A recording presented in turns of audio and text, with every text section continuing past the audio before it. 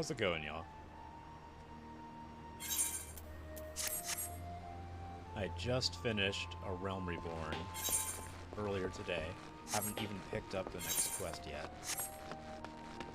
So, looking forward to getting to the part of the story that everyone says, like, cinches it. You know? That would be cool. After playing through most of a Realm Reborn... not most of it.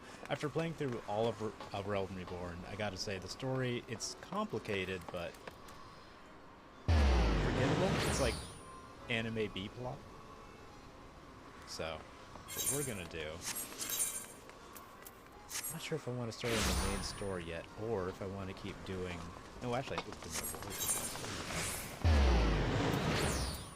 is that still going to be in Costa del Sol?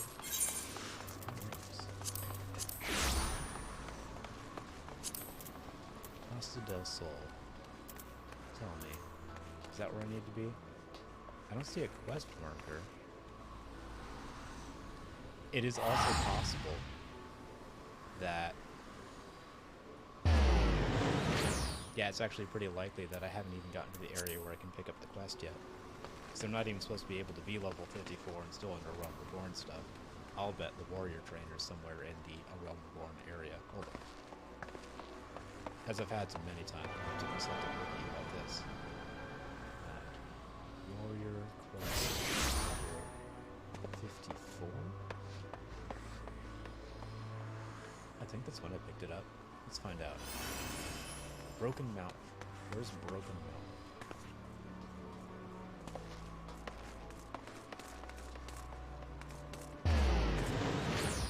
Upper Limosha.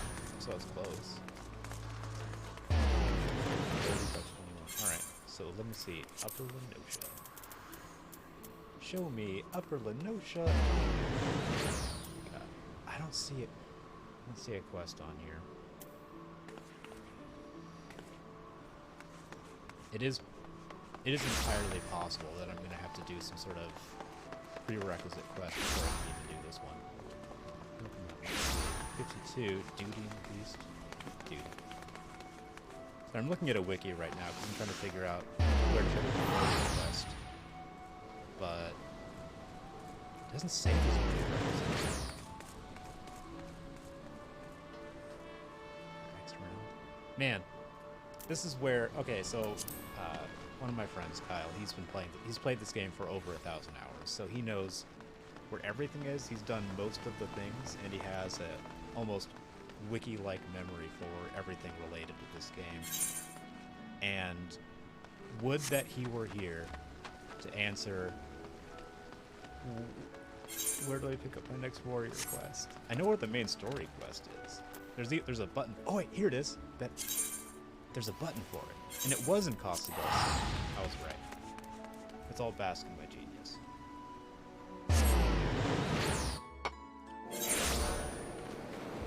Anyway, hope everyone's having a good day.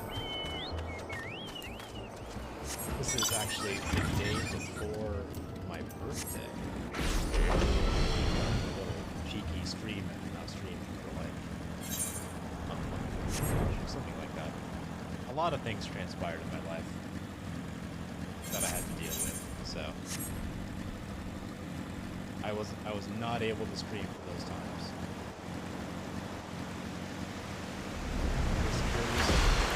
And despite his name, a completely serious character within the context of this game. There are a good number of his names. He is the most ridiculous. And we're going to learn how to do more axemen and stuff together.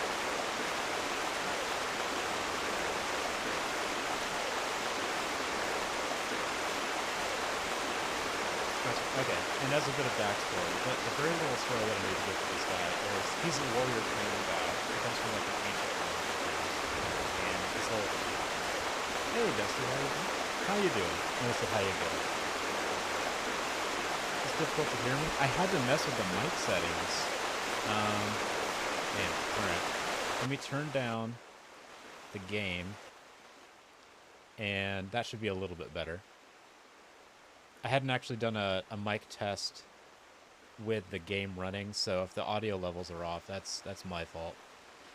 I had to, also, for some reason, when I booted up the streaming software, all of my mic settings had been erased. So I had to redo the noise gate and everything else. So if the audio's off, I'll have to screw with that later. It should be a better mix now. I'm gonna, there. Hopefully that's better.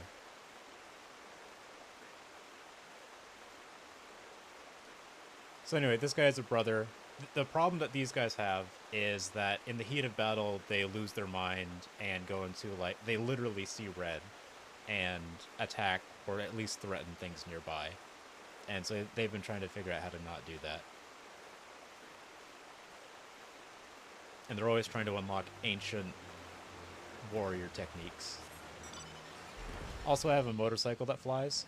And we're just going to gloss right over that. How I have a flying motorcycle. It's just part of the game. One of the many reasons that I very much enjoyed this game is that it does not take itself particularly seriously. Also,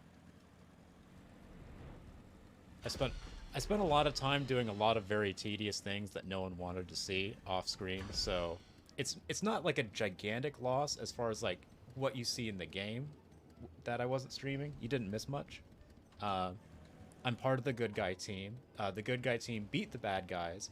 Everyone was so impressed with the good guy team that they gave them a small army, but then the army had some bad people in it who blew the whole thing up, and then now the good guy team is wanted for regicide, or killing royalty, basically. It's a whole setup thing. It's dumb. I'm sure it'll be completely irrelevant within a few quests. One of the things that I think they tried to do very specifically after a Realm Reborn is make the story better, and I imagine a lot of these elements are just gonna disappear. Or become immediately less relevant. The important thing to remember is that my character is the chosen one and will solve all the world's problems through her divine magic of being the character I'm playing. It's the anime protagonist story.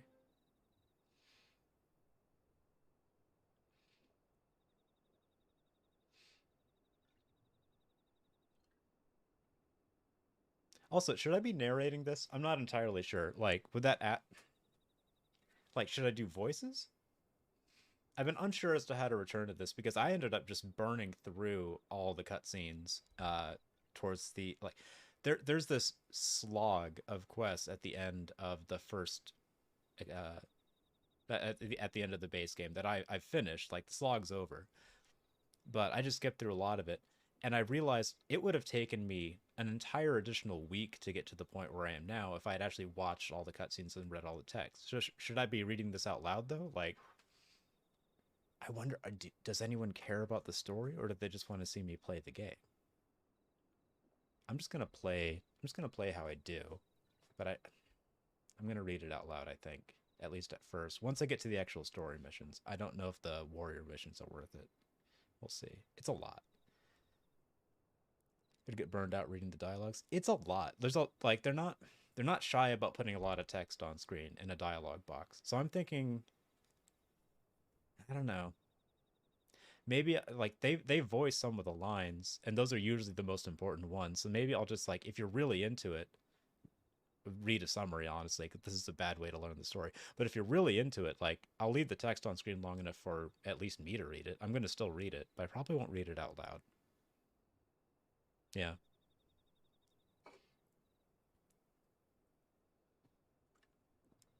There we go. Oh, and apparently we are the only warrior of all time to tame the inner beast.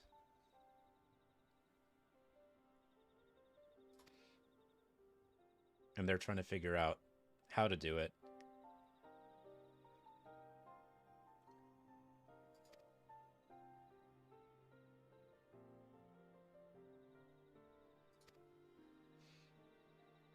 They're trying to see if it's actually mythical or not, that there's some famous guy who figured out how to do it.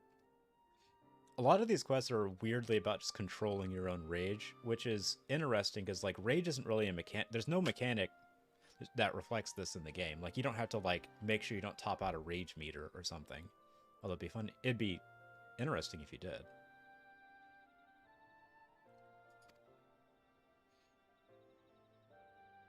Like, that would make sense as kind of like an extra, like, feather in the cap for the class. Because it's a pretty simple class. Like, I've done about 40 dungeons in the course of, like, and those are just the dungeons that are required to get through the story. This game's surprisingly dungeon heavy, which I like because it gives me a lot of practice as a tank.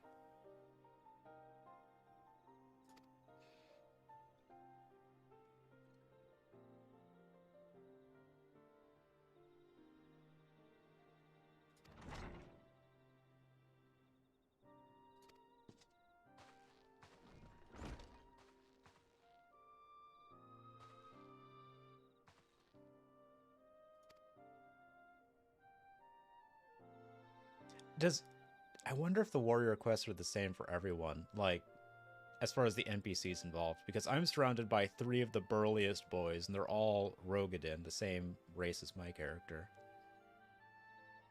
Do, like, the Lalafels, you probably don't know what a Lalafell is just by me saying it, but they're very short. They, like, come up to my knees. They're very short people in this game.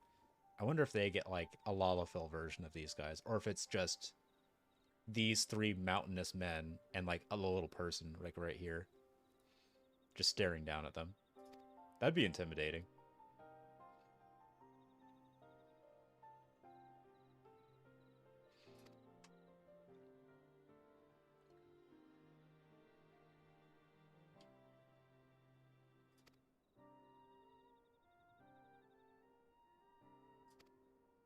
Alright, so we're gonna go to the place and find the old thing, and these guys are gonna... Actually, I don't know what they're doing. They just sort of came in here and was like, yeah, you should go do that. Yeah, hey, we're trying to figure out a thing. You should do it. You should figure it out. Fine. Guess we'll do that. Apparently I've got like 2 quests to do before I can even start the Heavensward campaign. But that's... I deliberately started streaming again today because I got through the Realm Reborn story. Like, I haven't even done the first quest yet of Heavensward, which is apparently when the story gets very good and, like, involves you emotionally, which sounds good to me. Because most of the Realm Reborn story is, we're the good guys, there's a big bad thing, go hit the big bad thing. And then you go hit the big bad thing. And then they're like, you're the good guys. Thank you for being the good guys. And that happens like 5 times. And, like, just back to back. Wait, what's this? Wait, I've got... Okay, it's this one. I'm trying to make sure I'm not starting a new quest. Okay, I'm just talking to these guys. That makes sense.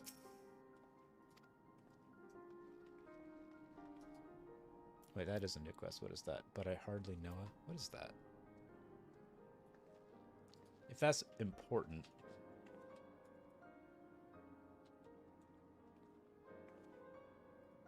Probably not, though. What is that? Crystal Tower? Oh, okay. Yeah, I can totally skip that. I think. Hold on. Yes. Yes, I can totally skip that. Okay, we're not going to bother with that. That's just some raid thing that we don't need to deal with at all. Where are the other scholars? There's another scholar around here, apparently. I guess I need to find him.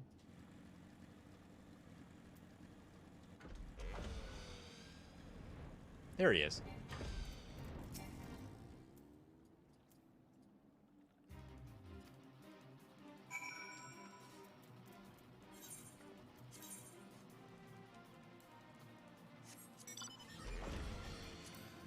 Also, I've spent a decent amount of time doing fashion in this game.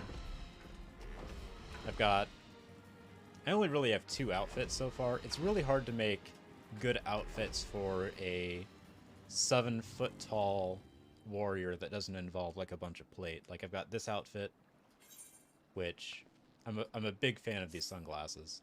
I like these sunglasses a lot. Oh, I can't even apply my other glamour plates here. I'm just going to keep going then. Anyway.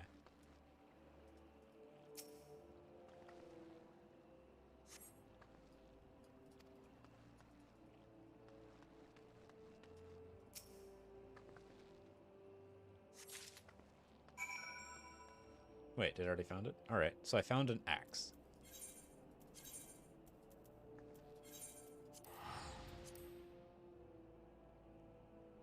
Apparently someone named the Mithril Heart existed and figured out a bunch of warrior stuff, and they're trying to verify that this person existed.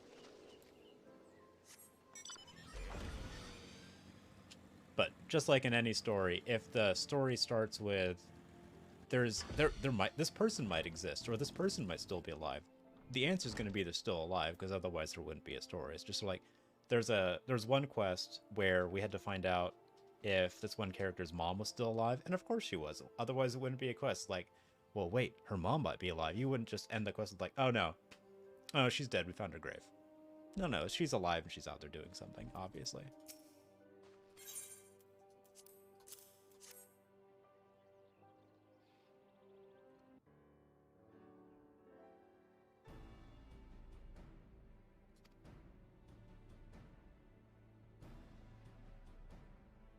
So this axe, engraved with MH, it's not really proof.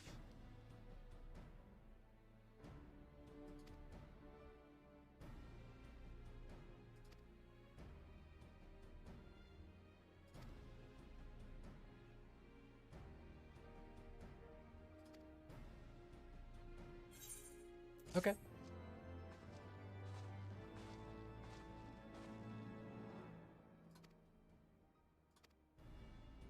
I should be able to pick the next one up right away. Yeah.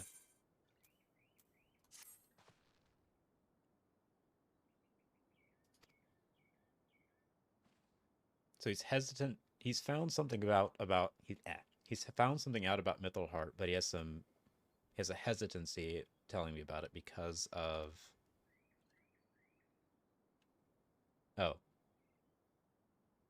because he wants me to go help him kill a thing. Okay. Well, that's a weird way of putting it.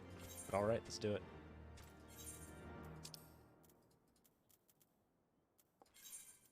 It's like, before I tell you, I have some concerns. What's that? I'm concerned. I need you to help me go do something.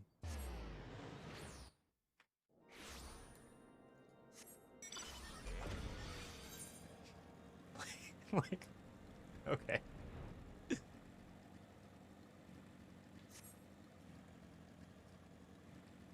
Also, anyway, just as an update for you guys, I've gotten 61 player commendations. That's right.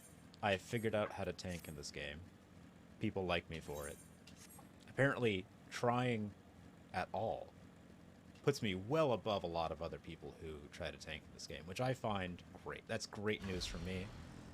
I'm glad to learn that the bar has been set spectacularly low. We're just doing the job of a tank is enough to get, like, praise.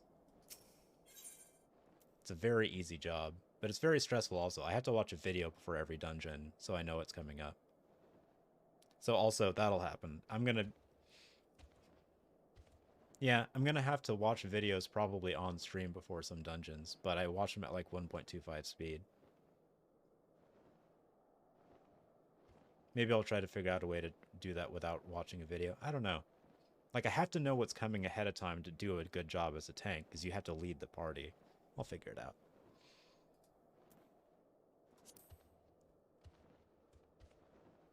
Also, there might be some problems with, like, recording or broadcasting someone else's work on stream. I don't know. I might have to mute the audio? That might be it, yeah.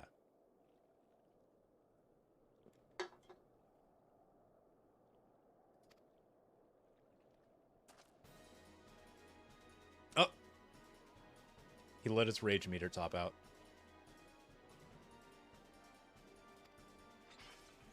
This is presented really dramatically, but it's literally never been a problem.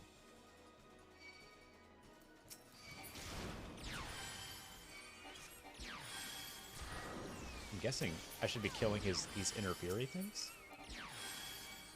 right? Yeah.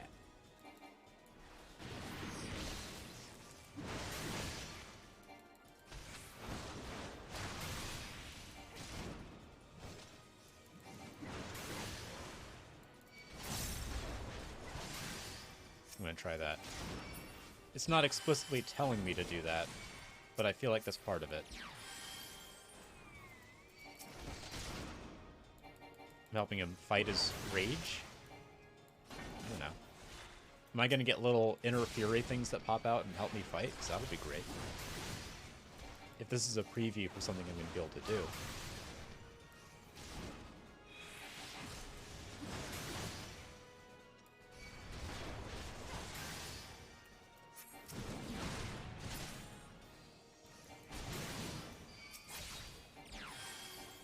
They're shooting little laser beams. I like that the Fury shoots little laser beams.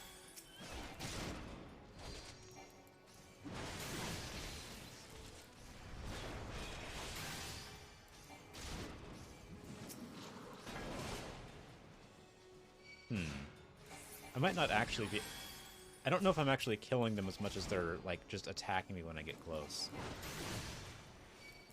Because I did, like, 300 damage and it barely moved the health meter.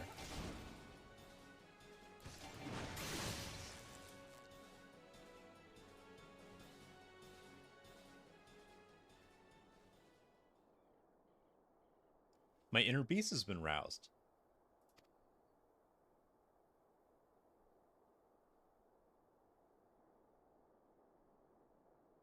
Do I remember anything?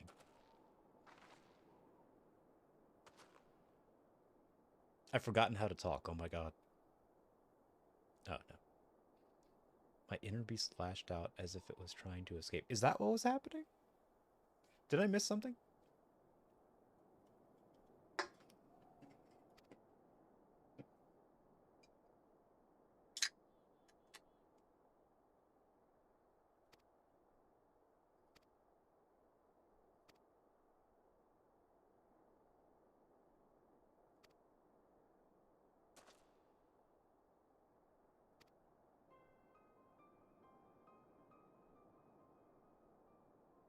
Now they're being depressed about their inability to control themselves and not see red after battle, or during or after battle.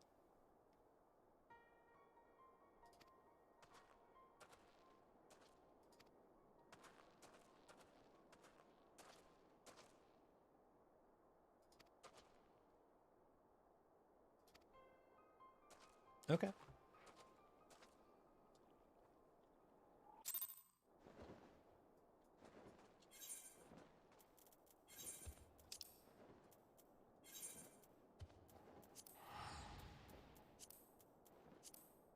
I'm not sure what to make of that.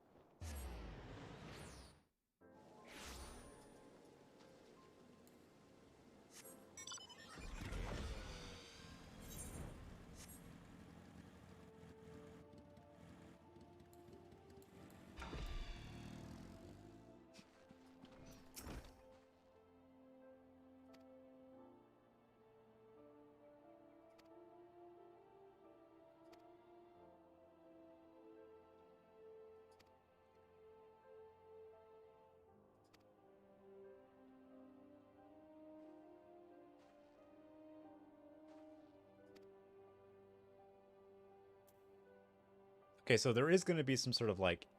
Hold on. Is there going to be some sort of mechanic that involves rousing my inner beast? They keep using that exact phrasing. The inner beast stirs when we face an opponent who pushes us to surpass our physical and mental limits. Only in that moment can we attain mastery of new techniques.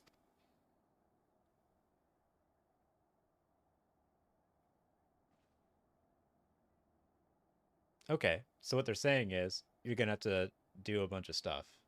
Yeah, that's just leveling. This must be how the heroes of Eld like Mittelheart became such legends. They traveled the realm, testing their mettle against the fiercest foes they could find. Your path is clear, Lucatil. You must challenge yourself as they did. You must grow stronger and hone your skills to new heights. That's what yeah, that's the whole game.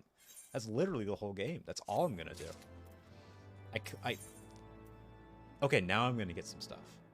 I'm gonna get some things I can do. Nice. Upgrades Inner Beast to Fell Cleave. Oh, Inner Beast is an ability that I have. That's right.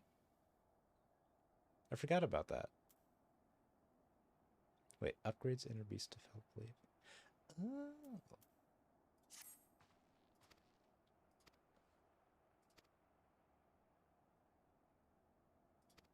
I forgot that Inner Beast was an actual ability.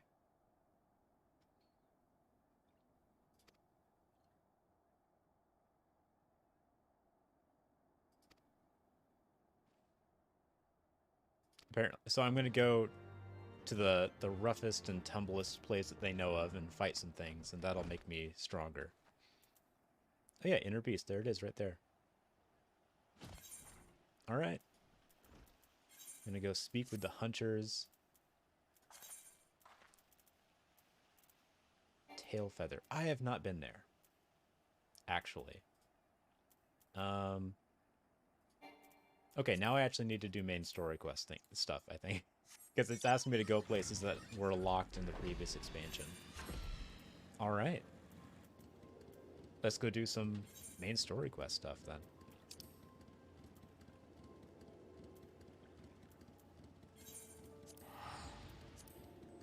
So after being framed for trying to do, I guess, a whole government coup kind of thing, all of the good guy team that has, you know, been dealt a huge blow, and we've had to reconvene elsewhere. That's what's happening here. Wait, where do I go? Coming to Ishgard. It's right there, wherever that is. For some reason, it's not on my mini-map. Oh no. I'm permanently lost. They're not holding my hand well enough. Oh no. My hand. It needs to be better held for this. I can't go around finding NPCs. I need a point on a map. All right. Where is it actually? Why am I not finding it? Ah.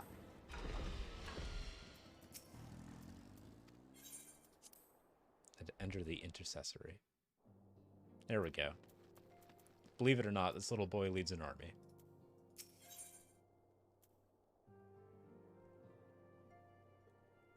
I still don't like how this character was introduced. He and his sister both look like, I don't know, teens? Like elf teens. And they're introduced to the story by being silent, staring observers in the introductory scene where you basically are introduced to the game. They're just like staring at you and making commentary. And it makes them seem like villains. And it makes them seem like omniscient villains. You know, like writer self-inserts. I still don't trust them. Although I guess I'm supposed to by now.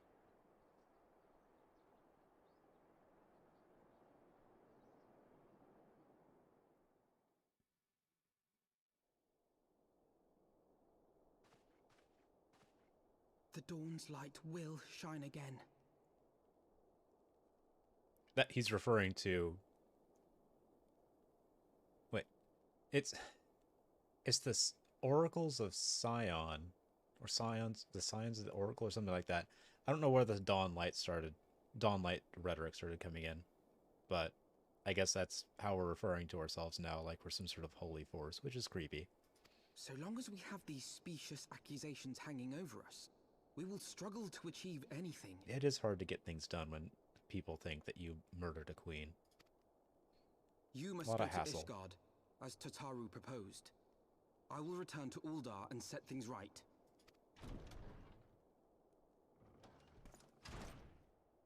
Oh, that's... Hey, do not be so hasty, Master Elfino. This person right here, by the way, is a full-grown adult. That's a Lalafelian person. That's what I was talking about earlier. Like when I was wondering, because this, you can be a warrior. You can do the exact same thing that I'm doing and be one of these people. And it makes me wonder if there are just like 3 statuesque burly men staring down at you in that one quest. All intimidated by your presence. Although they have to sort of look like that. Lord Orchefort.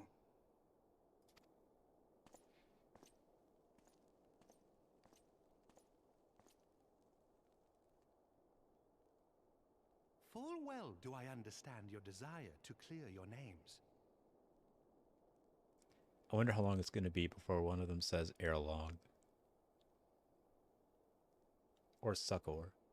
Those are two words that they use. It strikes me every time. Succor and ere long. Those two phrases. They use it constantly. But now is not the time for drastic action. You yet have allies upon whom you can rely. There is no need to act alone.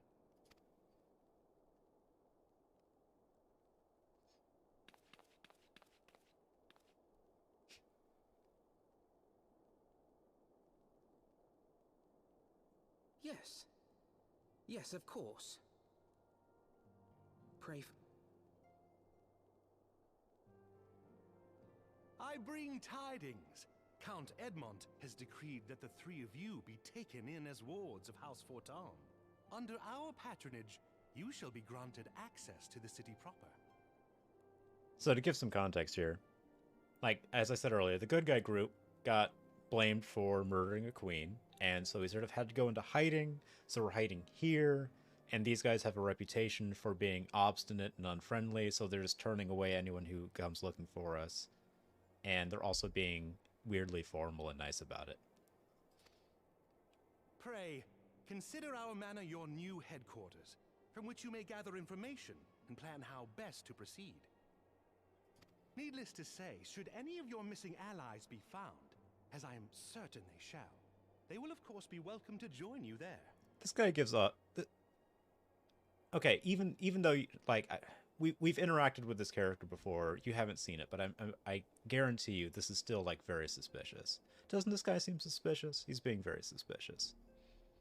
Or maybe it's just, like, the kind of brainworms I have where I feel like people being nice is suspicious. He's being very nice, though.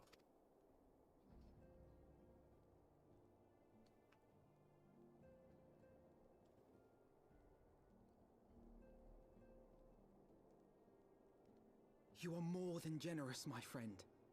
On behalf of my fellows, I humbly accept your offer of hospitality. I don't trust the pretty elf man. The Count is a good man and just. It's He his will voice. treat you with the kindness and respect that a hero and dear friend deserves. He just sounds like a villain. Doesn't that sound like a villain voice? That's such a villain voice.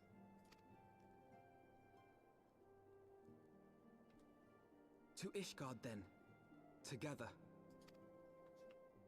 There we shall carry on the Scion's legacy. There we shall begin anew.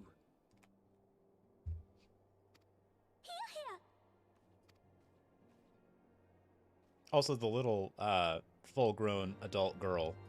This full-grown adult girl over here tried to learn how to become an adventurer and then resigned herself once again to being a secretary, which is kind of a weird turn of events. Like, you would expect, if someone's going to have a story where they're like, I'm going to realize my full potential as a self-realized and actualized person, the conclusion to that story, surprisingly, was, never mind, I can't do anything, I'm just going to be a secretary. Never mind.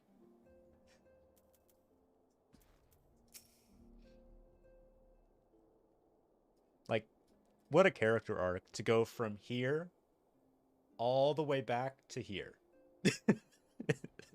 Like, whatever.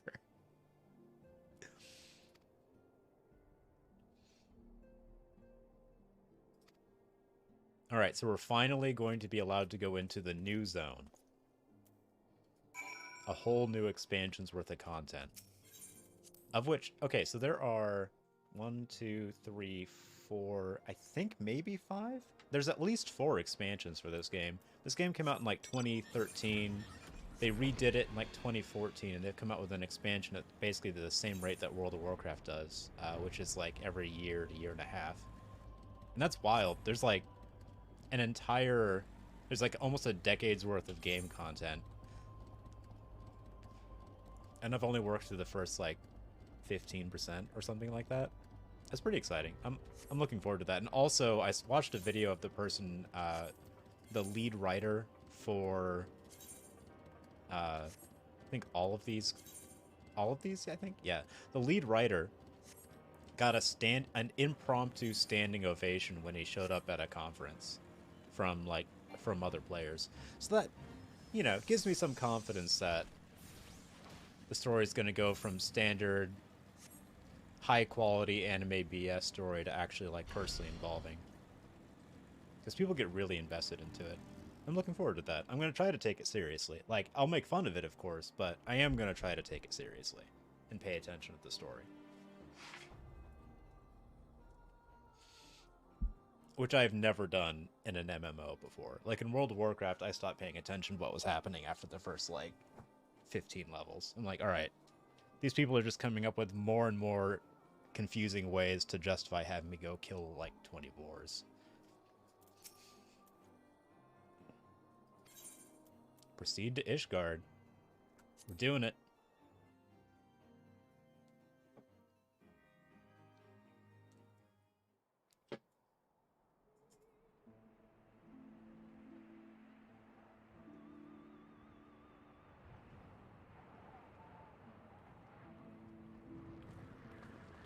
And so they came, at a friend's behest.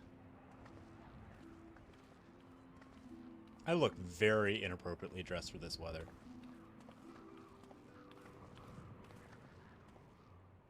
Heroes once celebrated as saviors of Eorzea, brought low through treachery, their names blackened with royal blood. With memories of the lost and dreams of redemption, with hope yet in their hearts, they came. Gross.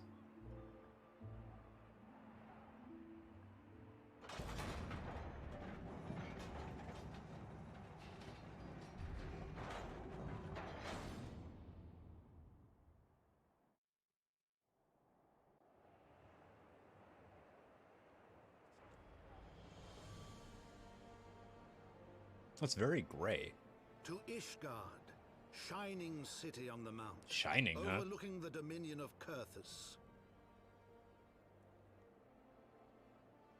A great and proud nation, devoted to Halone, the Fury, ruled by Thordan VII, Archbishop of the Ishgardian Orthodox Church.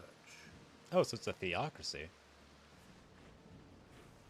The last bastion of the faith, her walls ever bristling with the sworn swords and spears of her 4 high houses. Okay, so this is like militant Catholicism? Is that what I'm getting out of this? A land that after 1,000 years of war had forgotten what it was to be at peace.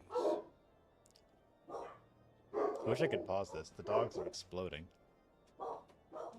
Hold on a second. You guys might have to catch me up on this.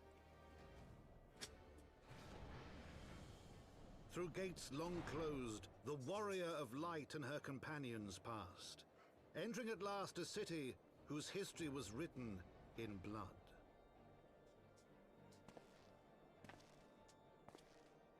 Alright, it was just the UPS truck. Did I miss anything? War they came. 3 weary We were getting a travelers package from whose Amazon. arrival would set in motion great change. Though none knew then how great.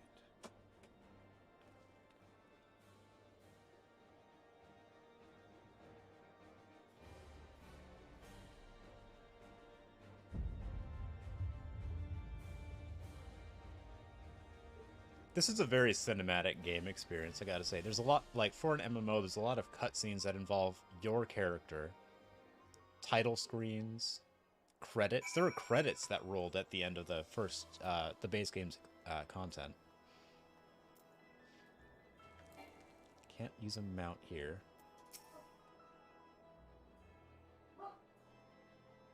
Casino.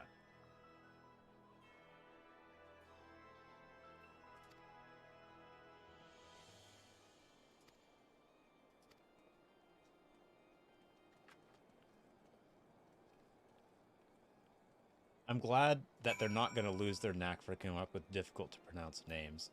Good old Quomorenton, Quamon Renton? That guy.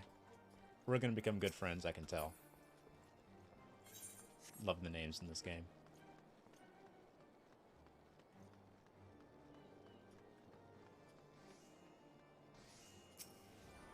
Good old Gondelim bowed. Gondelim bowed right there. Yeah, this guy. He knows what's up. Wait. Where do I need to be? Oh, all of these lead to...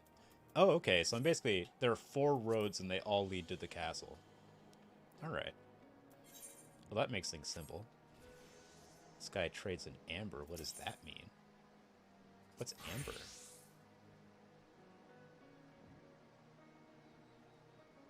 Oh, it's some kind of token? Okay.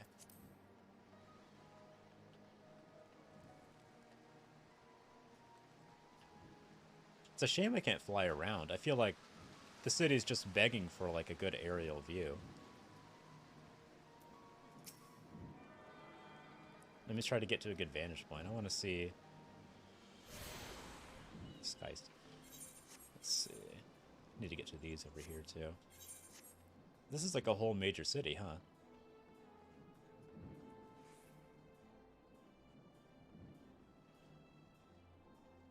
Okay. Okay. It's very, like... would it be, like, European medieval? So you want to be a machinist? I mean, I guess I could be a machinist.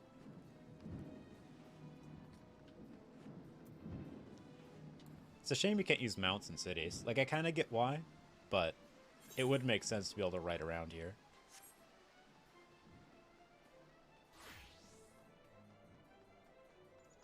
Wait, is there a smaller crystal inside this larger crystal just in this? There is.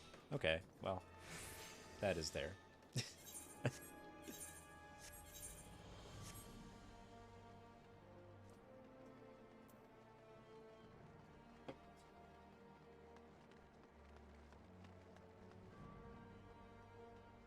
So I spent real life money to give my character a breast reduction because you might think that this bouncing is a little bit much. Before I gave her a reduction, it was jarring. Like, I got, like, embarrassed playing by myself whenever I would pan around to see my character because the boobs were just...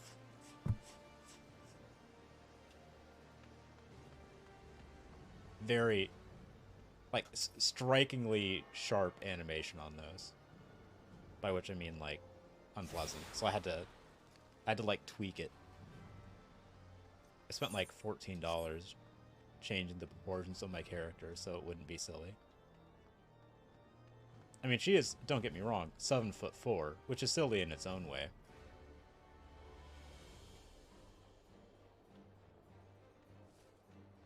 Like... Wait, then again, a lot of people are, like, 7 feet tall. Wait, this person might also be a Rogadin. Yeah.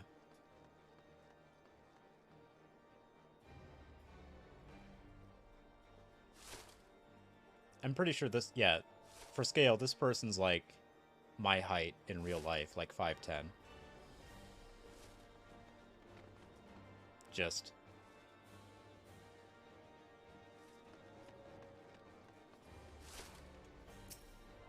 I like being a comically tall person in video games.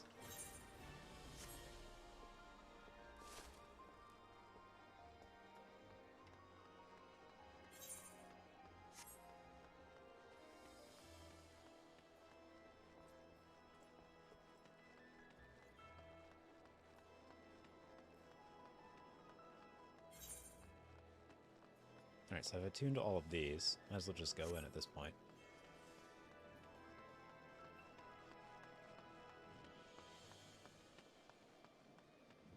It's very gray so far. I'm looking forward to seeing the gleaming part of the city. Maybe that's the next area, the pillars. Maybe the pillars gleam.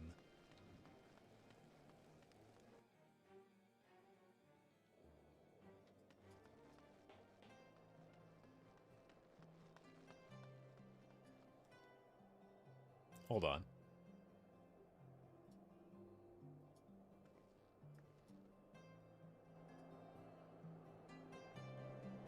That music kind of reminds me of the swimming music from Mario 64. Hold on. Where is that? System configuration. I'm going to turn up the music a little bit. There we go.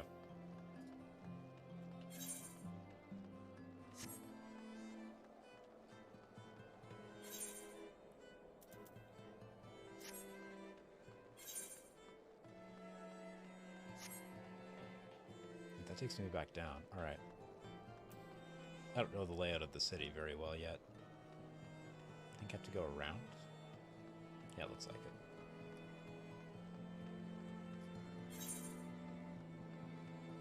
Oh.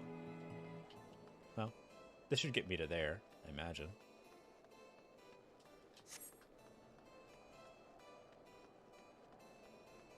I haven't done any of the crafting stuff in this game. So one of the things that I've grown to appreciate about this game is that you don't need to start a new character if you want to try like a different class. Like I'm playing as a warrior right now, which is a tank, but if I wanted to be like a healer or specialize in doing damage, I wouldn't have to create a new character. I just change what job I'm doing. And you level up each one individually. So like I'm a level 56 warrior. You can get to level 80 at max, but all of these basically, with like 3 or 4 exceptions, level from like 1 to 80 as well.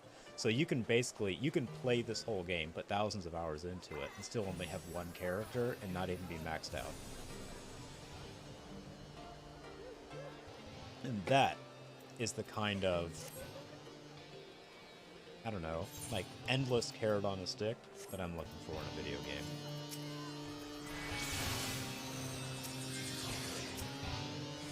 Also, there's like skills within skills. Like, that guy was legitimately playing an instrument, which you can do in this game. You can actually just like play an instrument.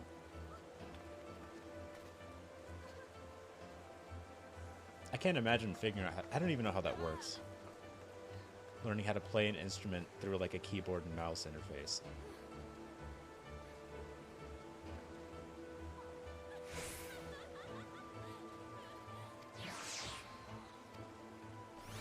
We're being very politely received with this guy.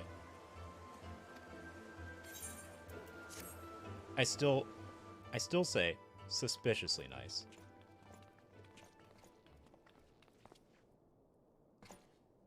My lord, I have returned with the Scions.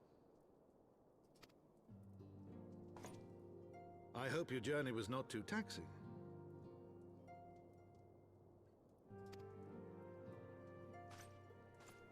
These guys are even fancier. Look at how fancy these guys are. Look at this guy's framed himself in front of a bouquet. Like, that is fancy. As wards of He's got his own Forton, personal you shall be bouquet afforded framing. every courtesy. My home is your home. I don't know. What does the term ward imply? My companions and I are deeply honored. If we're wards of House Fort, hold on. I need to find out exactly what role I'm being roped into here. Ward of a house. What does that mean? Honorary member of the house for the duration of their stay.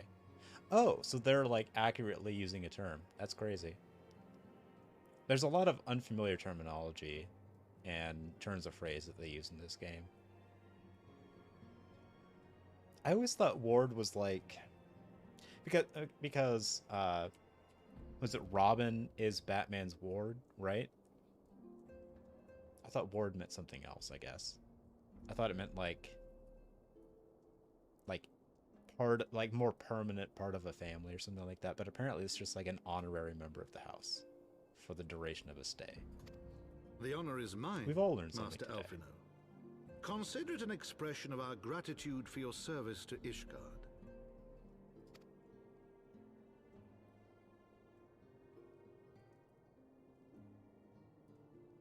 Forgive me, my lord, but are you not concerned? To accept foreign guests at such a juncture, especially ones with our reputation. Yeah, that is a good point, actually. This is still very suspicious that these guys are just like, oh yeah, you guys are suspected of killing a foreign leader. Come on in. Come on in. You guys are our best friends. We'll do everything to protect you. Very suspicious, right? There's like a 1,000,000% chance that these guys are going to betray us, but they're also setting it up as so, like, they're making it very clear that this is suspicious. So it would also be a twist if they weren't trying to do anything subversive. I don't know. I'm going to err on the side of saying they're probably doing something sketchy. I'll bet they have some sort of terrible secret that they're being nice to us so that we'll help them with that terrible secret. That's my guess. Do not worry yourself on my account. 'Tis true that Ishgard's first thought has ever been the war effort, hence the closing of our borders. Uh-oh. Yet it is in troubled times most of all that men should seek allies. Don't you think? Called it. These guys have something shady going on that we're going to be roped into. Absolutely calling it. Granted, my decision will have raised eyebrows in the vault and in the halls of the other high houses. If it weren't for this terrible thing we're going to have you do. But so long as you continue with your altruistic endeavors, I doubt my honored peers will feel moved to voice their concerns. Then there is naught to fear. Though our numbers are much reduced, we are no less determined to carry on our work. I just realized my character's so tall, she was out of frame for that last shot. Why not take a tour of the city? You would do well, I think, to acquaint yourselves with your new surroundings. After all, you may be here for some time. Also, in completely unrelated news to everything, except for the fact that there are a lot of dogs barking right now, fairly soon I'll be moving, which will allow me to reset up everything. Currently, we're gonna do a quick peek behind the curtain here, is what we're gonna do. Gonna break the fourth wall real quick.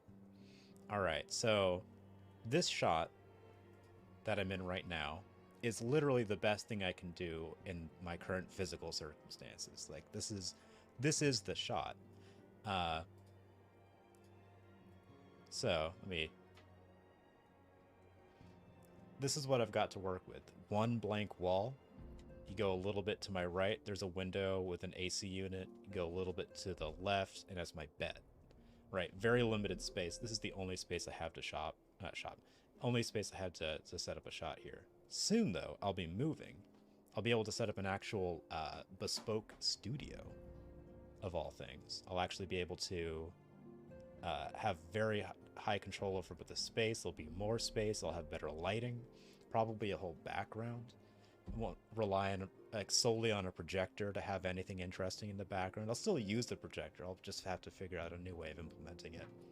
That was always the plan, though. But soon, I'll have a studio. And that changes everything. I'll have a better camera angle. I'll have a better setup. I'm going to try to get a couch. I'm going to try to use, like...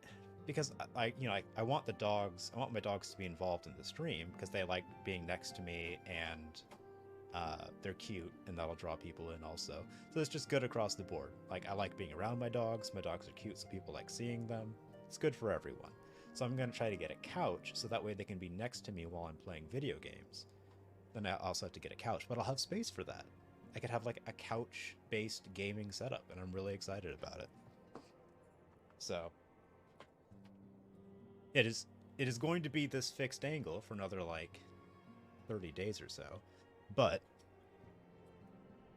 well, probably longer than that. It's going to be like late October, early November.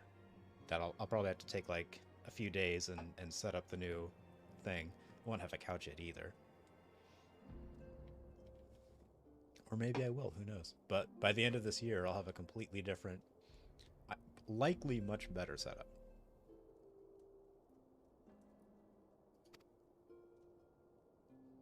But until then, let's go ahead and get roped into some terrible business with these guys.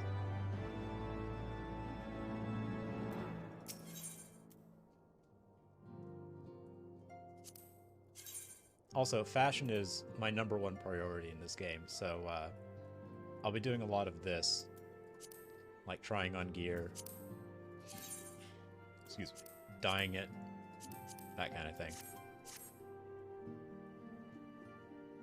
I guess I don't really need any of that. Probably just take the money, though.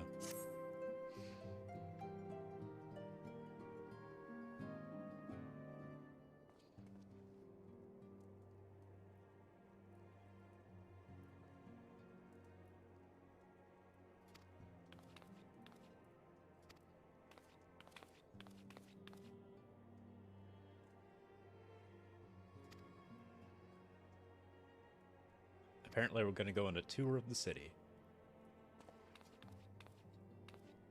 I'm gonna guess something's gonna go wrong on this tour of the city, or we're gonna see something alarming. That's it. We're gonna see something alarming. That is my prediction.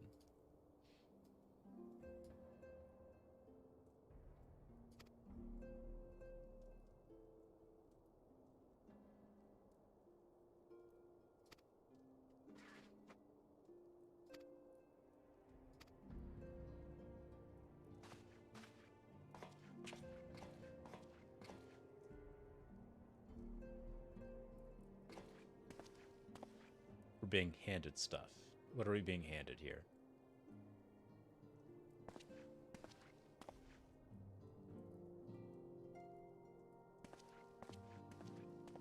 An invitation? That looks embossed. Oh! It's like a passport. Okay.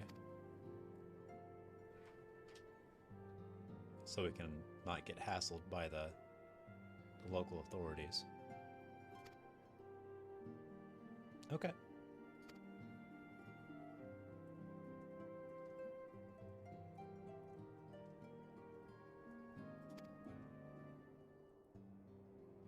Again, very suspicious.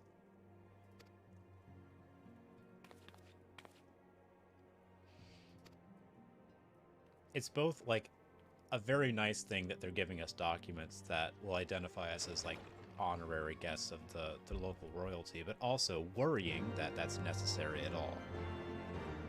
Because it's not like we're being given those for, like, an advantage. We're being given those so we're not getting hassled.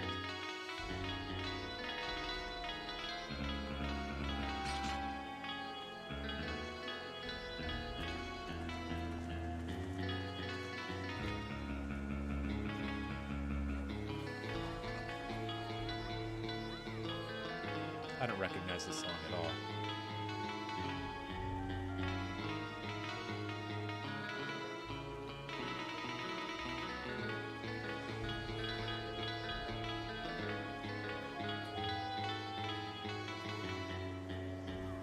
I can tell that they're doing a vocal part with music.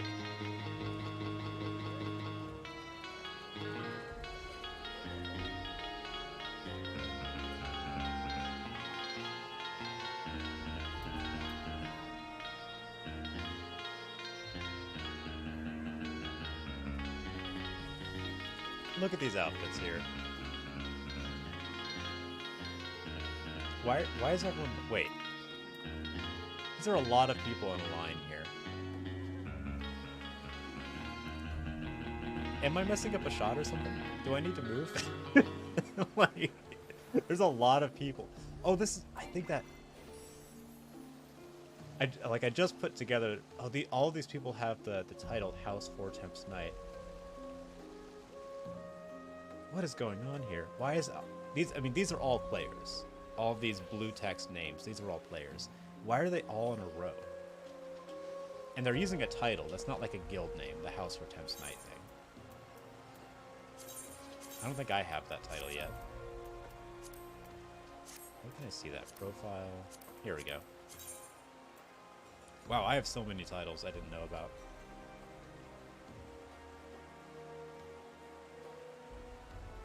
Okay. I'm sure I'm messing up some sort of screenshot, but you know what? I'm main questing here.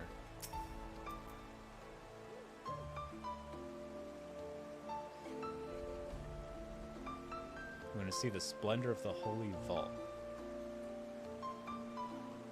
Okay. And it's going to show me the market, then the plaza. Alright, well, take me to the... The vault, I guess.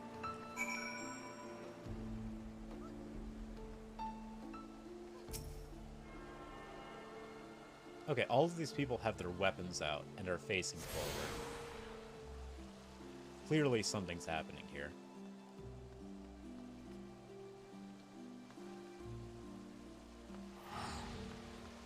I know how to handle this with all the aplomb it deserves.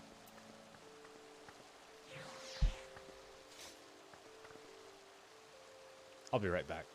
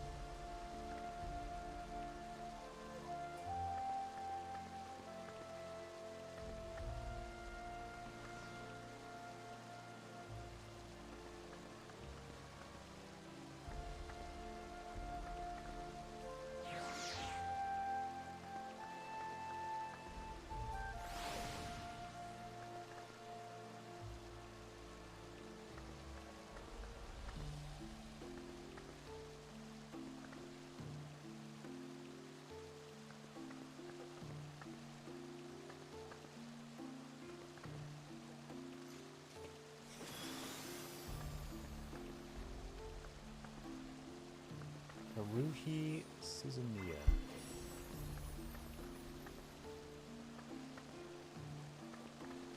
Is that pop music? Is that like, is that J-pop?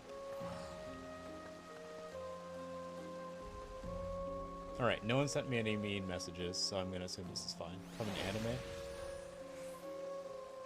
Which one?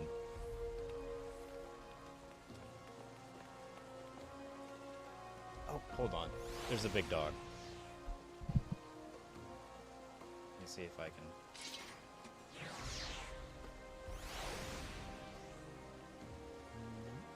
The Melancholy of Haruhi Suzumiya. Oh! Okay, so you're saying Haruhi Suzumiya is the name of... Okay, I remember the name of that anime, but only because of the word melancholy. I remember seeing clips from it where like she got hit with a softball.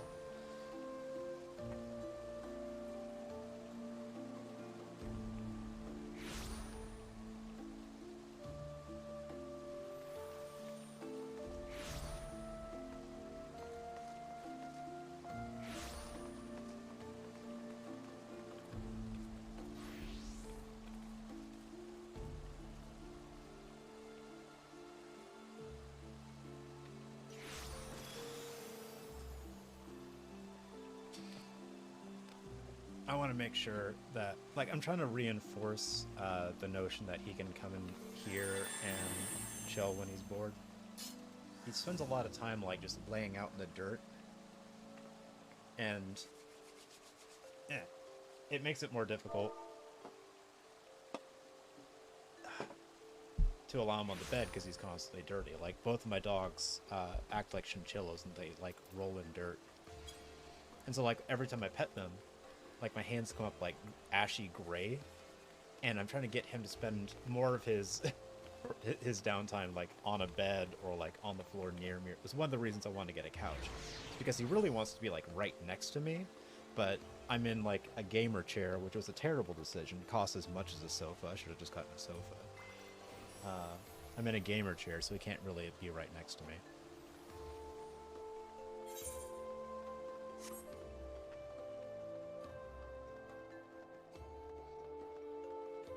But I plan on solving that as soon as I can. I've got a side job that I'm trying to put money away with.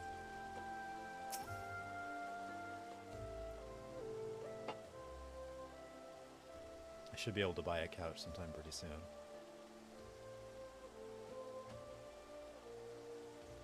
This is the largest plaza in Ishgard. How big's Ishgard? What a very specific flex that is. This is the biggest patio in this county. Well, hey, Durrier, how's it going?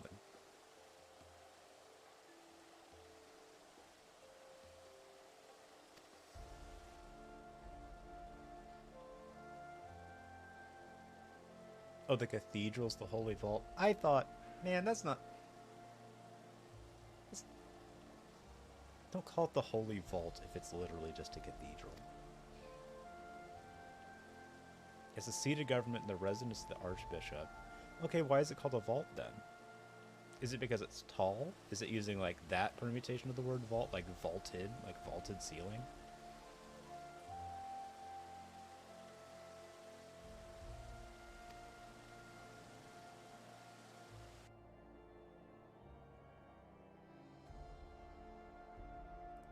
These 12 are the fathers of Ishgard.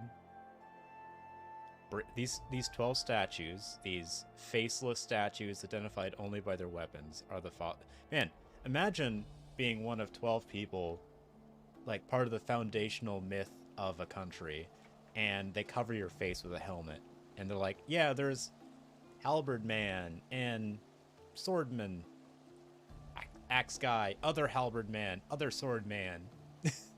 There's no, like, plaques in front of them or anything. It's just, like, 12 guys with weapons.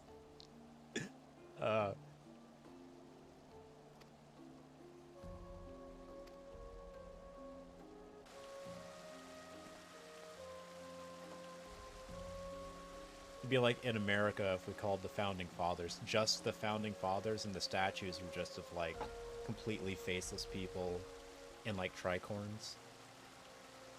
Maybe it's a blessing in disguise. Maybe a mugger.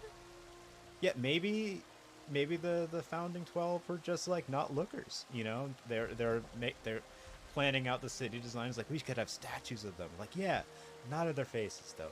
Ooh, not of their faces. Yeah, we'll just put helmets on them. And no plaques either. They didn't really want it.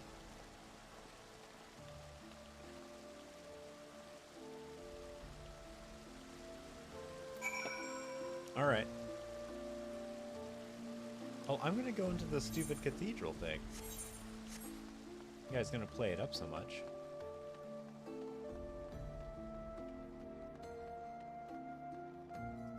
Up here with Zaz hands. Let's get a good look at this guy. Hold on. Can I? Yeah. There we go. This guy's got a much fancier helmet, as far as I can tell. He's got, like, plumes on it. He must be the fanciest of the 12. Wait. Hold on. Wait. Are there 12 other statues? Is this the 13th guy? Who's the 13th guy? Why are these fountains shaped like keyholes? Mysteries abound. There's 8, 9, 10...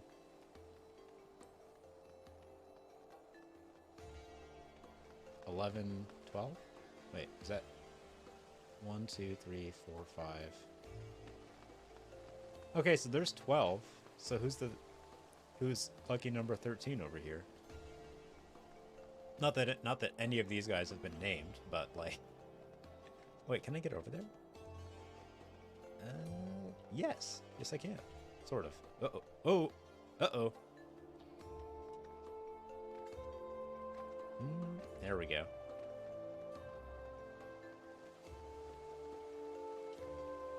Is there any... Can I get up there? Oh, they're still down there, huh?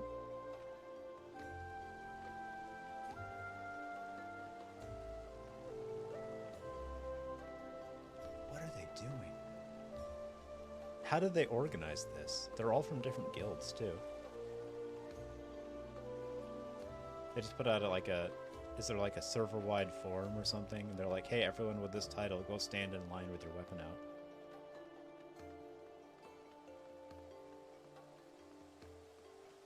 I like these lamps.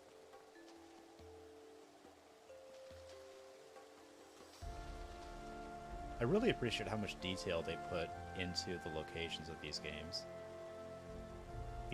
This game. I mean, I guess you could call it multiple games.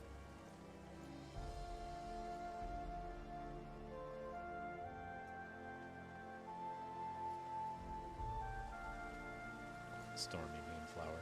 Goodness. What a bad name. I try not to be judgmental about the people's names, because I just ripped a name from Dark Souls. But I feel like I can make fun of Stormy Moonflower, right? That sounds like a character that you'd come up with in middle school for like an anthropomorphized cat person. The June's Croisière. Let's go there.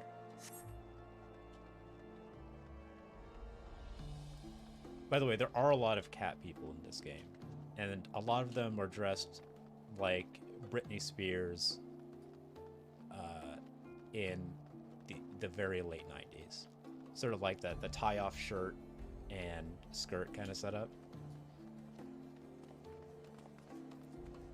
There's like 2 entire races in this game whose seeming entire purpose is to just be like kind of horny looking. And that's how you know you're playing a JRPG.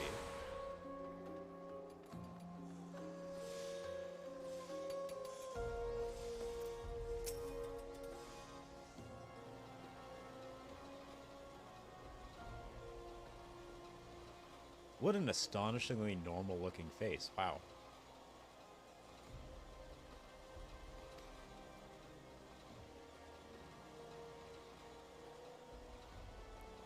Elise. They gave her a name. She might be important later. Could just be like Lady otherwise.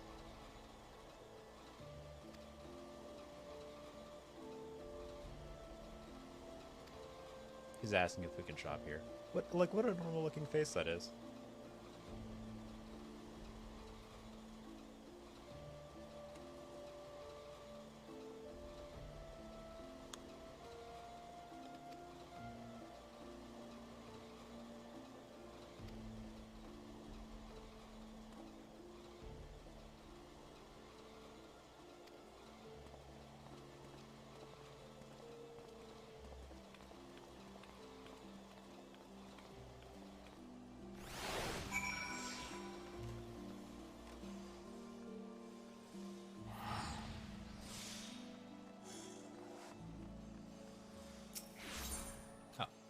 Okay, where are we going?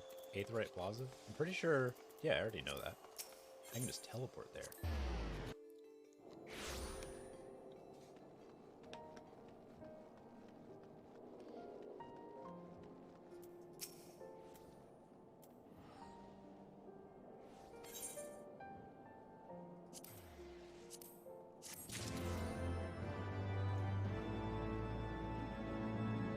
Okay, so that's just how the quest completion is going to sound.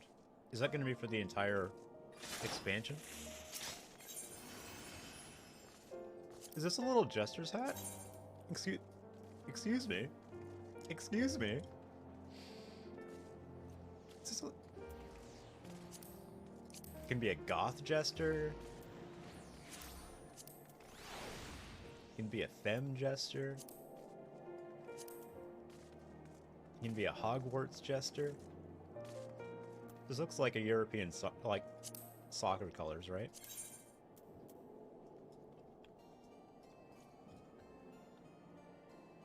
I can't wear any of them. That is cruel. I could have a gold jester's hat.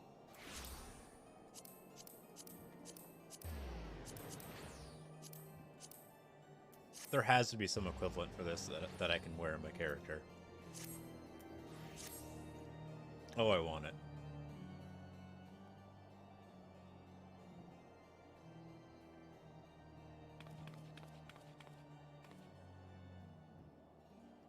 A gold jester's hat. I had no idea you can make a jester's hat look good, but when I tried that gold dye on it, that looked pretty good.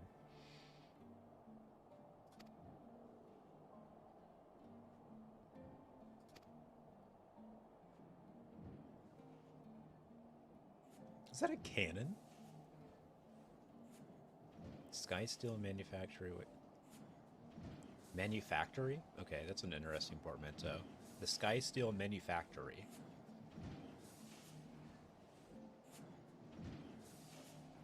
So they, oh yeah, that's right. Okay, so maybe one of the reasons this place looks so like gray and bad is because they're under constant assault by dragons, which I imagine puts a damper on like beautification efforts.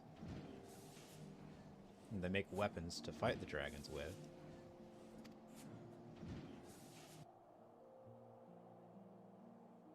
That statue is missing some statue.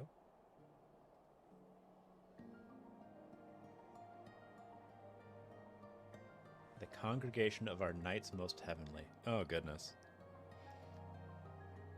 It would be best if you avoided that area. Wait, why? To the north and east can be found the congregation of our knights most heavenly, while the south and east. Okay, so I'm supposed to avoid the south and east.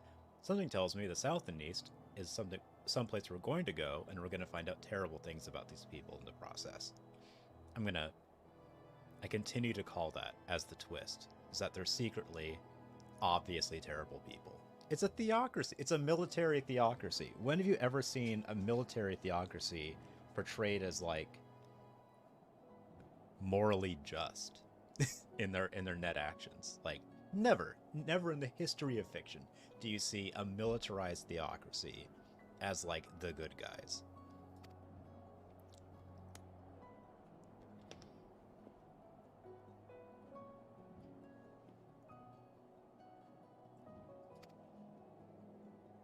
But they wouldn't be able to secure our safety in the lower levels. I'll bet it's because there's some sort of, like, impoverished underclass that lives there that they're trying to hide.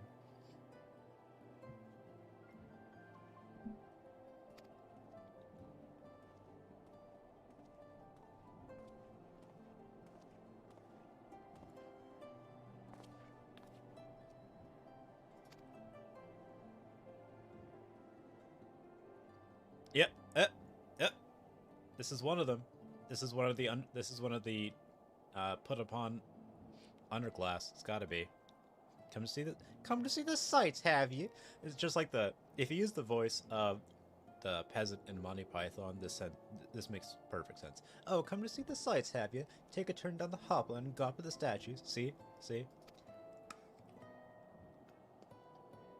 If you have mind to learn how the better half live, come and have a drink at the Forgotten Night.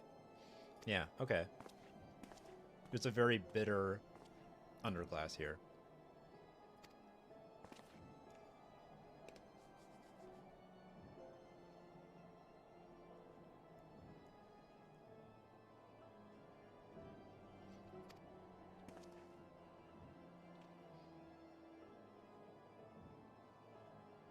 And Alphino here, the age indeterminate elfin boy, is saying that, hey, we should actually go check out the bar that guy was talking about, because these guys are not necessarily the best sources of information.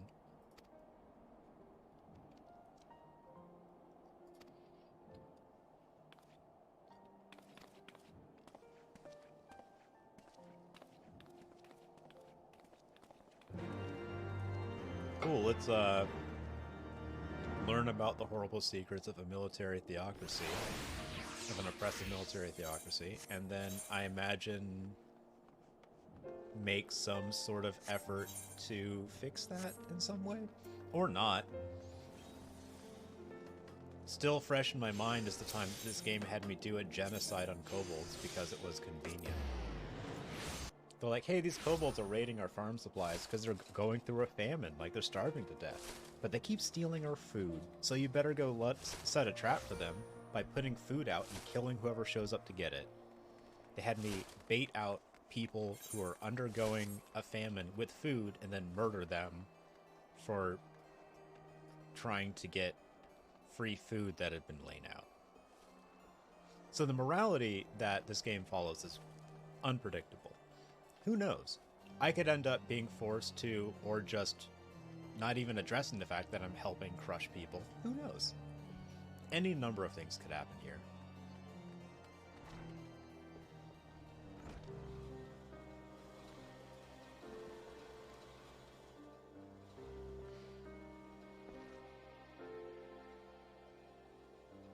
Man, that guy's got really good core strength. Can you imagine holding that pose for more than like a second?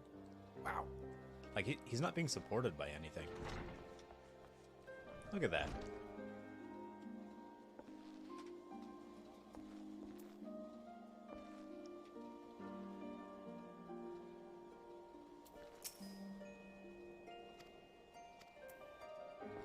I want to hear more about this guy.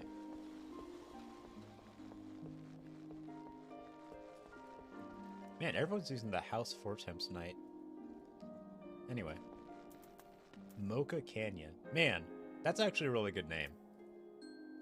I don't usually have much respect for, like, completely serious, like, dead serious names, but Mocha Canyon? I don't know why, that's pretty good.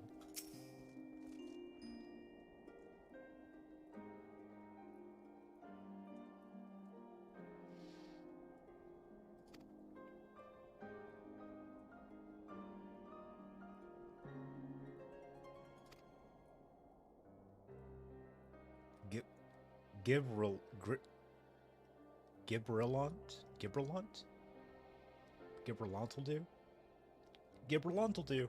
Okay, that's his name now. Gibralant'll do. I'm not gonna call him Gibralant.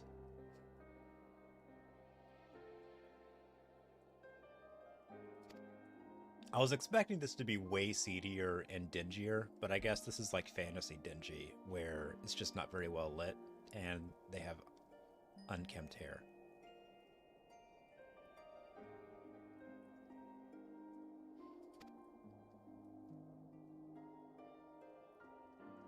Oh, so we're in the fancier part. Okay. So this is the fancy part of the dingy place. Alright. Lower levels.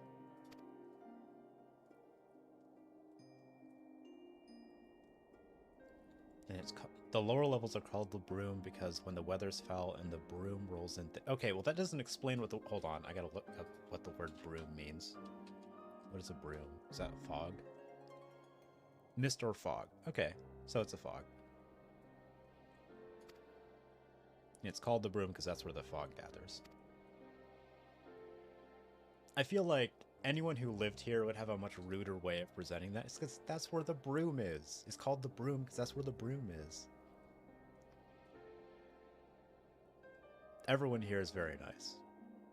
I don't trust it. Oh, and apparently when dragons broke into the city and started attacking people, the broom got the worst of it.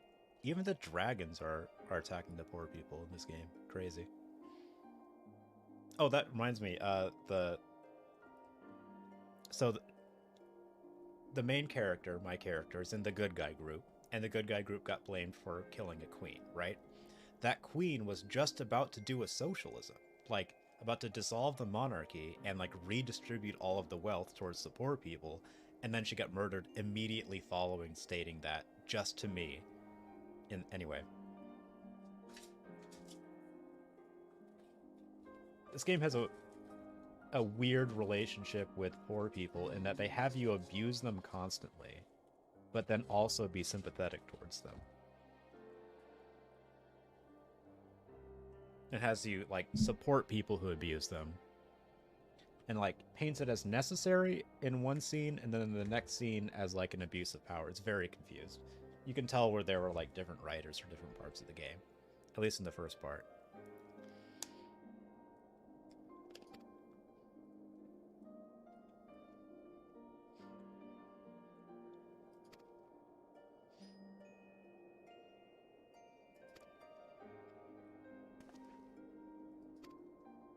I wonder if you genuinely can be attacked in the lower levels of the city, or if that's just flavor text. Like, can you actually be attacked? Well, I guess we'll find out. It'd be strange if you could, actually.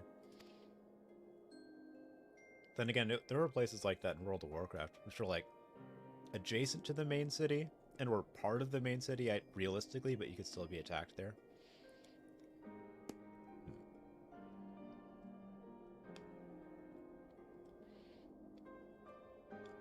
And the manservant here isn't going to take us there.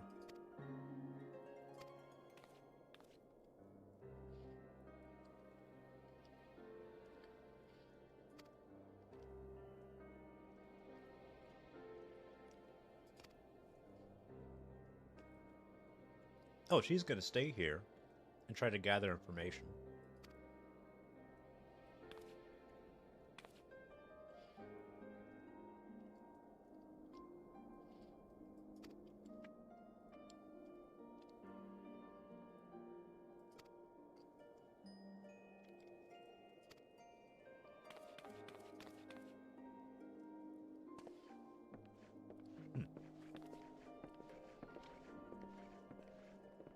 What's this? It's just a little... Oh, he's the innkeep. Okay. Oh, wait. Okay, cool.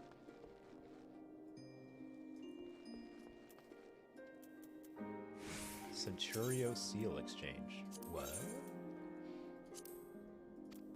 What? Centurio Seals? Crazy. There's so many currencies in this game. I have to repair any gear yet. Edmonton, the House 4 Temps Manor. Goodness. Where is that?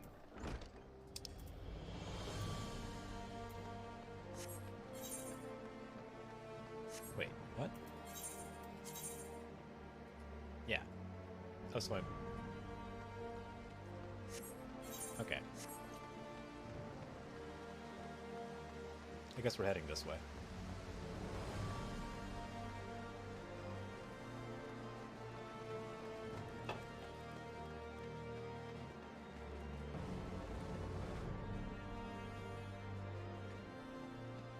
Oh, there's some sunlight. Let's see how much gleaming is going on here. Okay. There's some gleaming. I see some gleam.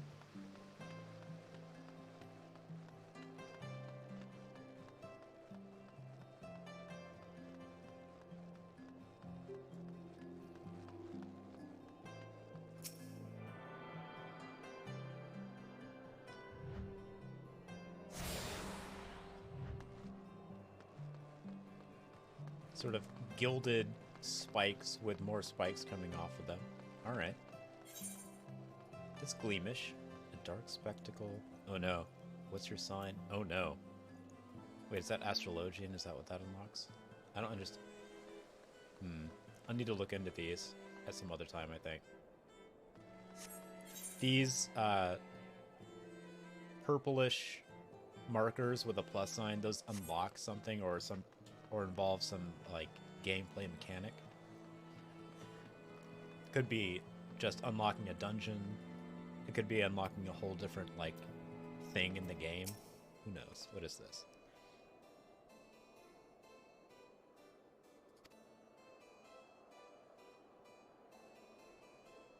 Some sort of trial.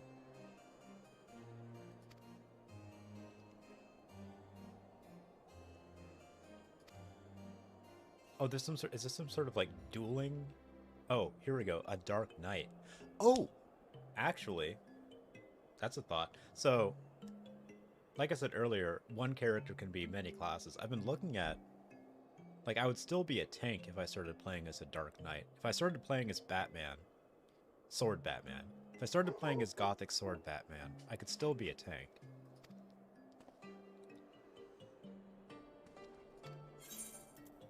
Yeah, sure, I'm gonna press the man for details about the Black Knight. I won't say it because we're too close to the church.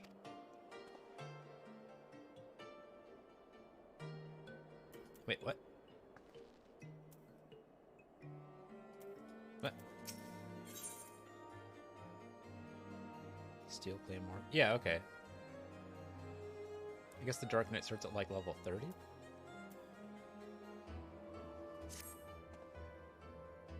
I might do that. But I do like, apparently, so Kyle, my friend who's played this game for over 1,000 hours, he says that warriors at higher levels basically become unkillable self-healing machines, which sounds good to me.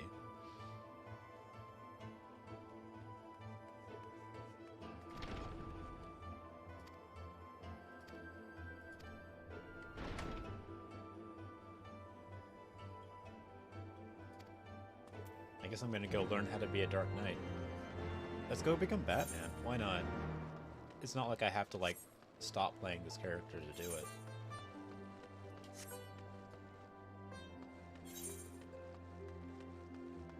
This music's just throwing twists at you. What is this instrument even? Like a steel guitar?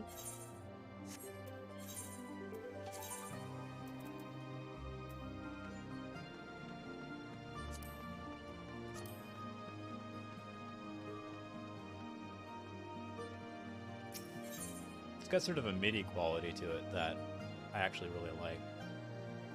Like, I'm hesitating to teleport because the music's going to change.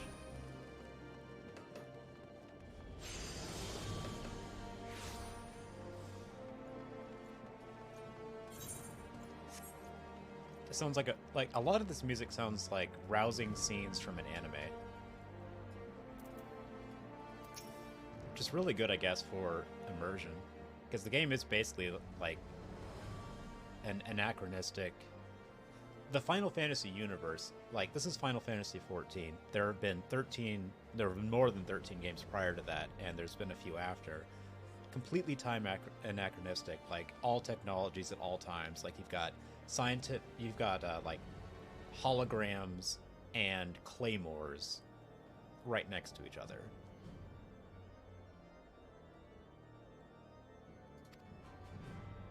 I could become Batman. I mean, that's entirely possible. But yeah, you can play any kind of character and it fits within the universe, is what I was trying to get to. Like, because this game is completely time anachronistic, like, there's no technology that doesn't make sense at any given point. Like, this guy in chain and plate mail would make sense right next to a laser samurai. Like a samurai made of lasers. Which is a thing I'm pretty sure you can do in this game.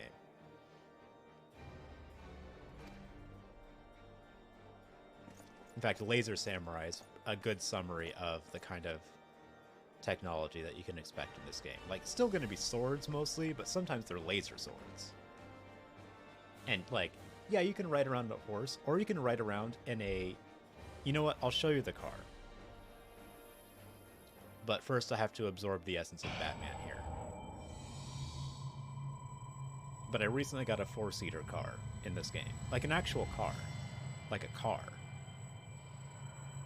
Like with wheels and everything. But more, you'll see.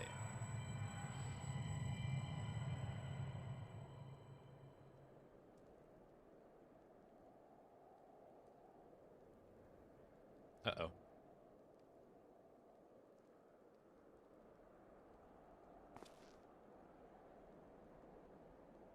Uh-oh? Maybe not uh-oh?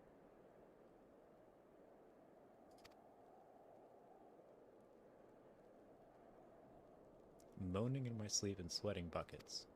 Gross.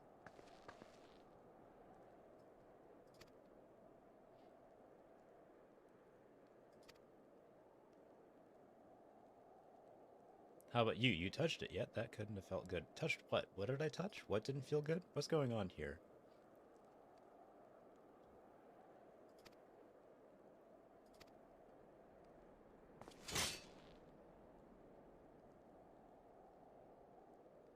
Something's growing within me? Oh no. I touched something, it couldn't have felt good. I was moaning and sweating in my sleep.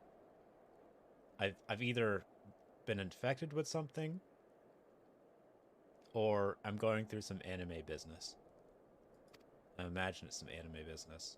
There's a darkness within us all. Oh, okay.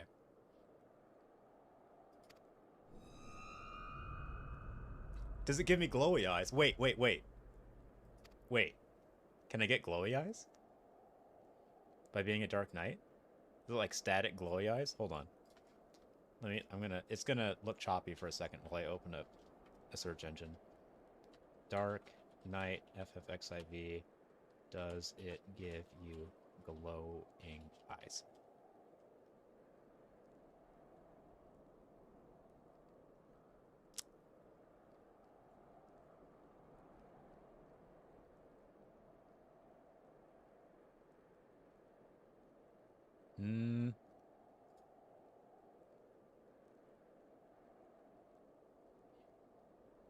No. Okay, well. Alright. I'm disinclined to become a Dark Knight if it's not going to give me glowing eyes. I feel baited.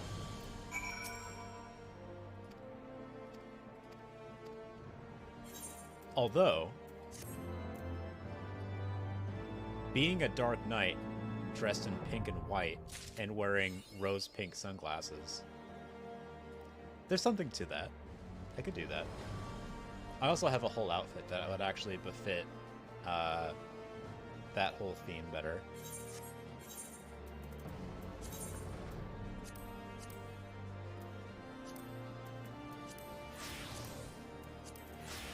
There we go. Now we're a Dark Knight. See? I'm ready for this class. I could do it. I might work on that later.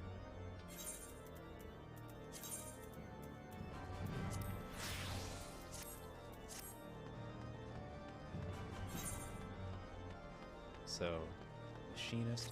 Machinist is, I think, a DPS class. I'm not going to bother with that.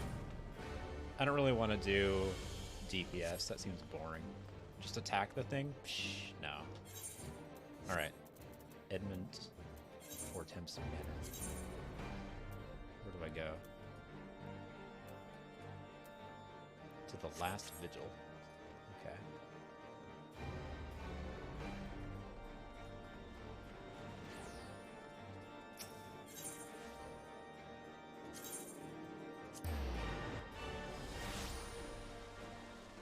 They're still here. What are they doing?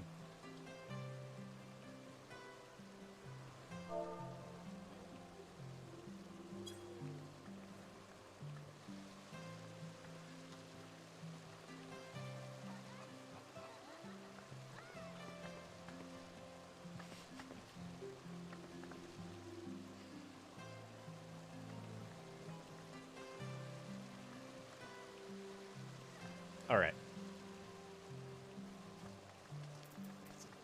Quetzalcoatl offers a moment of silence. Sorry. I can't resist the urge to photobomb overly self-serious pose pictures.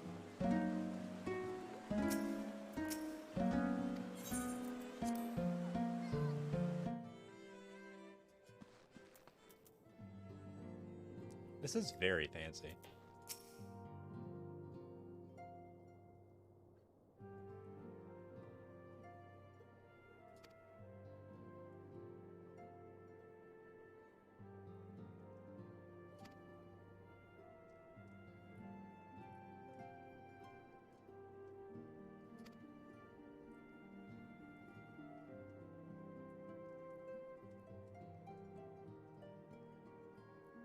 So apparently they're still recovering from being attacked by dragons.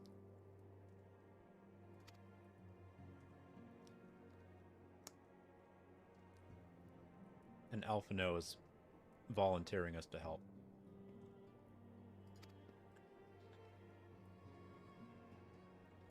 And I look stylish.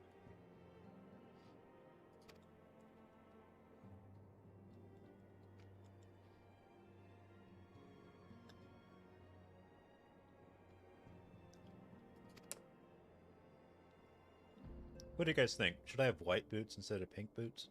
I'm thinking white boots.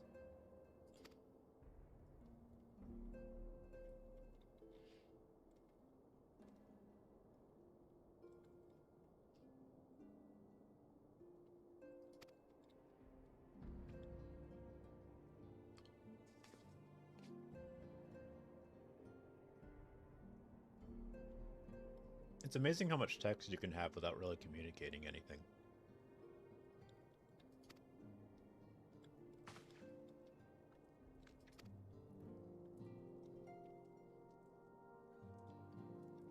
This guy's getting mad because we're volunteering to do stuff and we're capable. And he's like, I'm capable, I could do stuff. I'm gonna make a prediction. Artorial here, because he's not given a generic name. It's gonna be important later. Also, he's gonna be, oh wait, no, there's two ways this could go. He could either have a character arc where he learns to be more empathetic towards the underclasses that are being put upon, or he could go the exact opposite direction and end up becoming like a side villain that we have to deal with. Not kill necessarily, but like deal with whatever he's doing, you know, just like in some way, you know, handle it. Those are my predictions. I'm gonna lean towards him being the person who becomes more empathetic in the family. Yeah, that's my prediction. Because he's the younger one of the house, he's going to be the one that becomes more empathetic and pushes the local theocracy to be more empathetic towards the masses.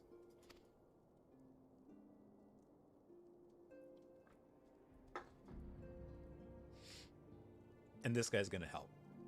That's my guess. Emanelian? Emanelian? Goodness, these names.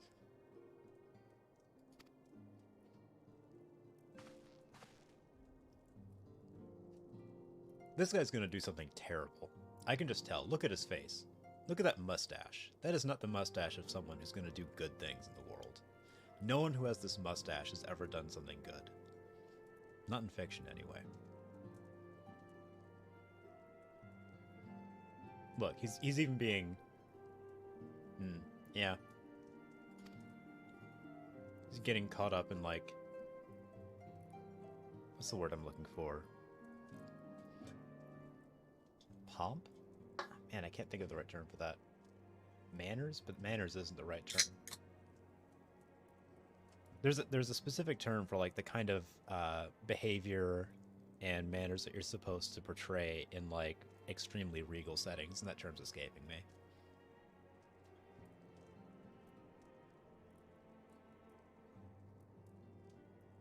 Adequate? Yeah, that's probably it. I might be thinking of like a phrase rather than just one word then, because it might be just be like royal etiquette or something like that. I'm not sure. Adequate is a word that I pronounce differently every time that I say it. Adequate? Etiquette? Etiquette?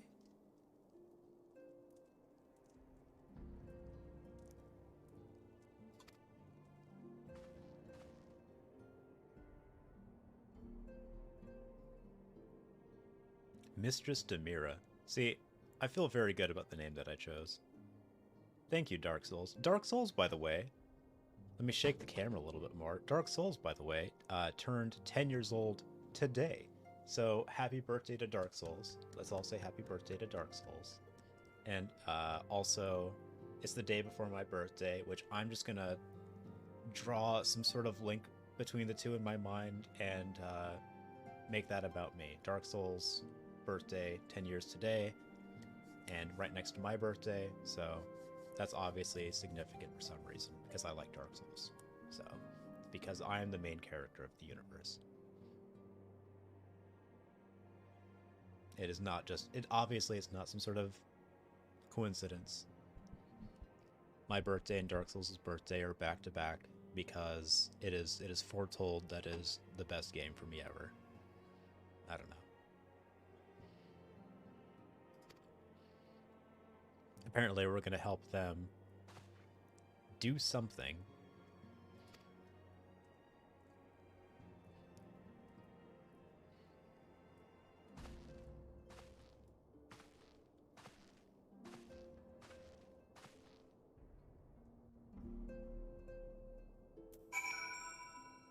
I appreciate a video game where I can look like a biker from the Matrix. And I don't feel out of place. Next to fantasy swordsmanship and dragons.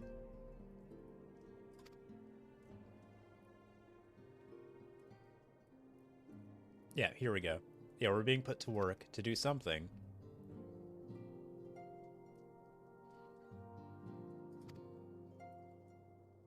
He wants us to publicly serve Ishgard while also keeping his kids in check.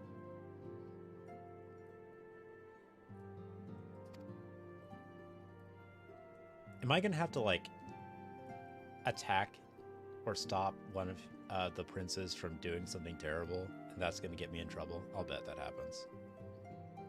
Because I'll have, like, interfered with royal duties or something. Duties,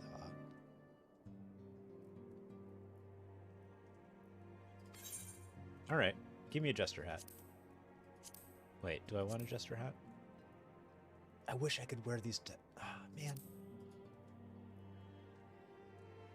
You know what? I'll take this one. I might become a healer at some point later.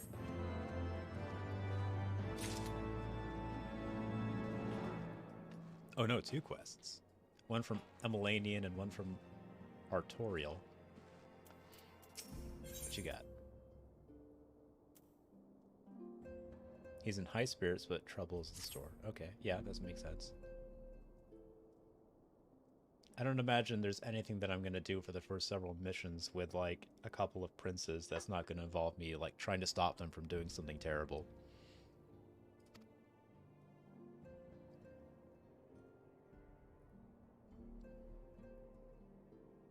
Second son, Trueborn. Okay, so there's some sort of, like, emphasis on blood hierarchy as well. So it's a theocracy that's also it's a hierarchical, yeah, man, that's a hard word to say. Hierarchical theocracy, hierarchical military theocracy. Oof. Okay, yeah. Guarantee bad things are gonna happen.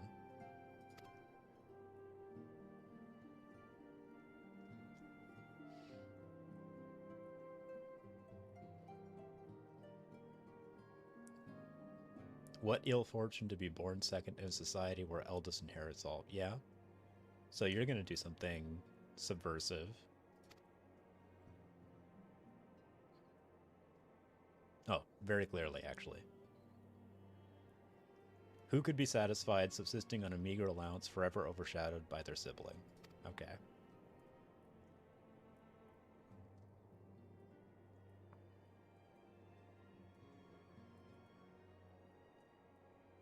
This business in the sea of clouds goes swimmingly.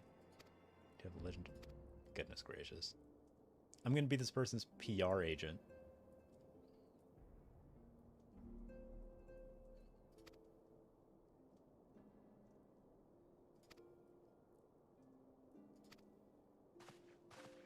We might be coming up on a dungeon already.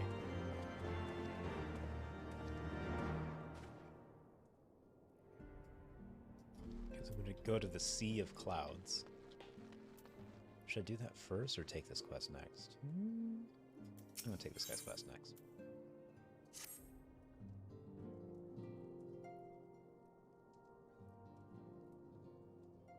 Sir Artorial. You mean Sir Artorius? My name's Lucatiel. Anyway, Eldest Stone.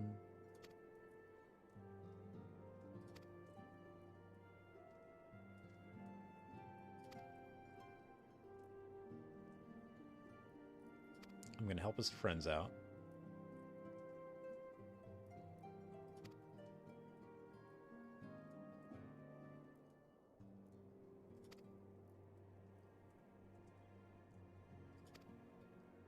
Oh no, we're going to do Chocobo Races? What are we doing?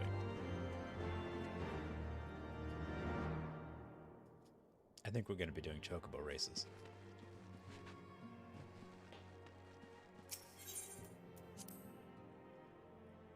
They said something about a friendly rivalry, and we're meeting by the stables. And here they are. They're still doing it. I'm not going to do it again.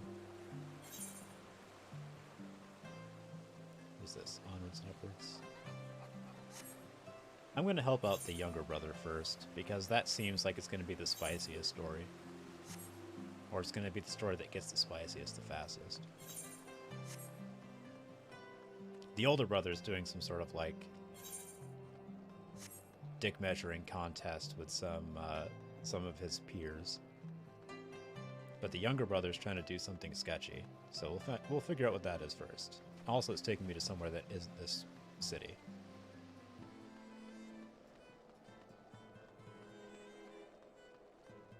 Spoils trader. Mission quartermaster. Picker of locks. What do you need a picker of locks for? Are there lock boxes in this game? I've never run into those. This is a vendor who doesn't sell anything I can do anything with. Sky pirate spoils. Voyage spoils. Flappy hat? What's all this? A zoo horn?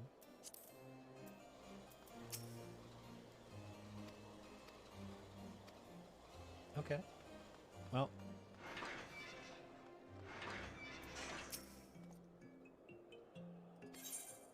You're going to Cloud Top, I guess.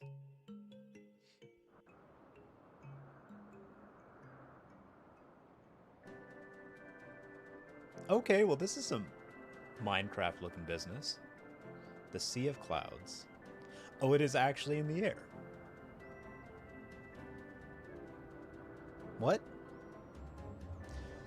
I mean, I realize this is Final Fantasy, and it is a fantasy Upon game. an airship, conceived within the fecund mind of Sid Garland, renegade prodigy of Garlemald, who had come to call Eorzea home.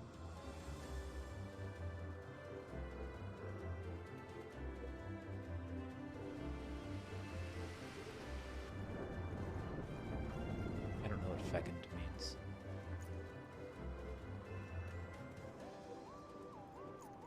High into the heavens, where isles of earth and stone floated as clouds. A frontier the knights of Ishgard had scarce begun to explore. Wait, what? Looks like a giant treehouse. Outpost within the sea of clouds, where careworn scouts ever scanned the skies for winged shadows, she came.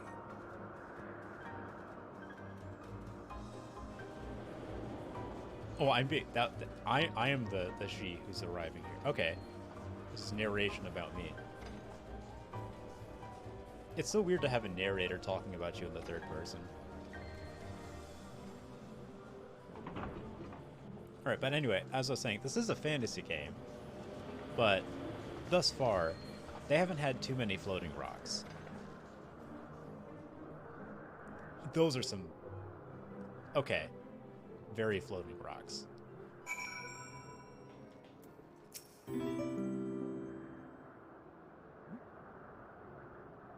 Well, thanks for following me, PJ Prison.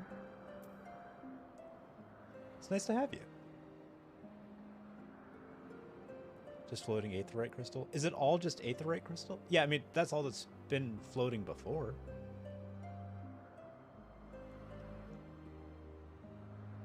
There's a reason that I put in the follow before chat thing. I tracked you. You followed me now. You'll follow me forever. That's right. You're stuck now.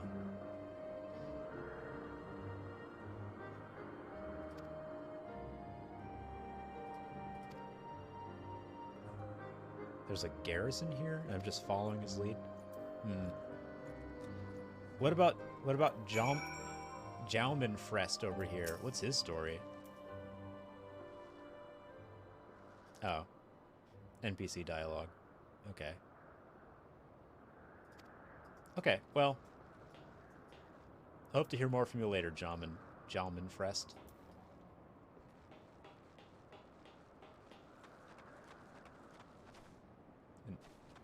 Aelid. Rontremont. These names are awful. I love these names, but they're awful. Fabrele? Fabrele? I love it. Every name in the, like, I would say about every third name in this game is like an enunciation challenge, like putting syllables you've never had next to each other together, and it's like a challenge just to say them without tripping over yourself. Is that person just writing on a pot? Oh, it's a little pot. Okay. Oh, that's right. I need to show you guys my car. So I got a car.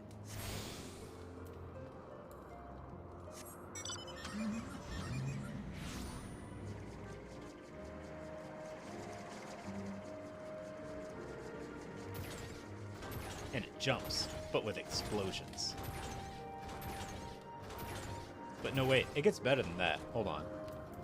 No, I need to go somewhere.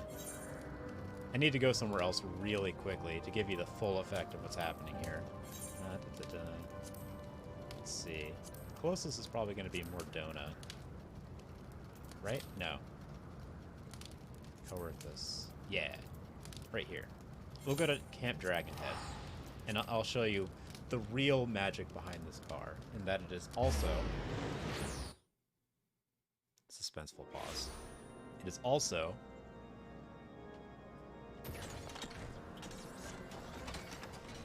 an X-Wing.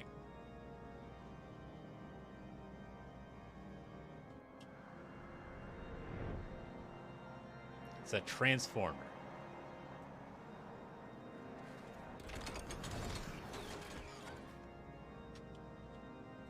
Anyway.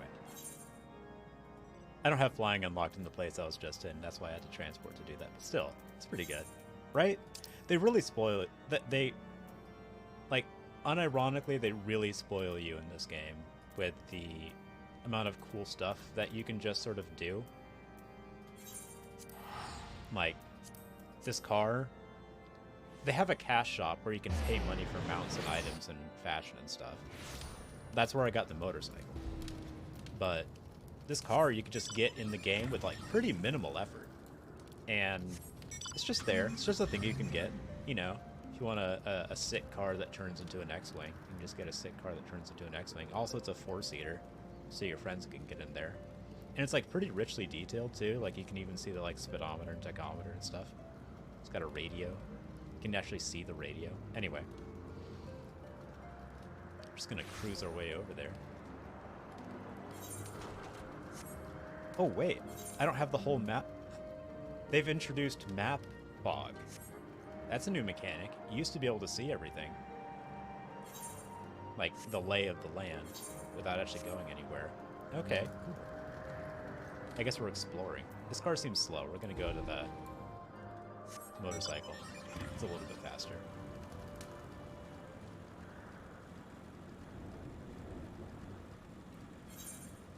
It's like you can choose between those mounts, and you can also be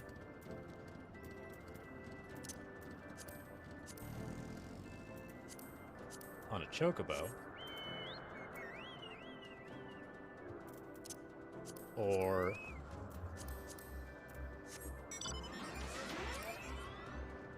a suit of, like a mech warrior suit, I guess is what I'd call it, if you're familiar with the mech warrior franchise. There's a lot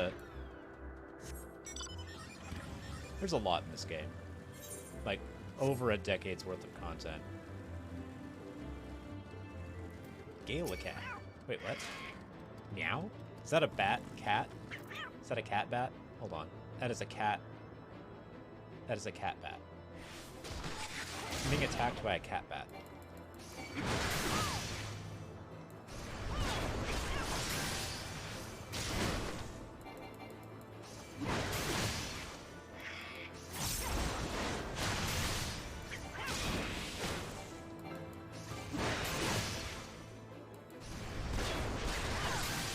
Got a lot of health.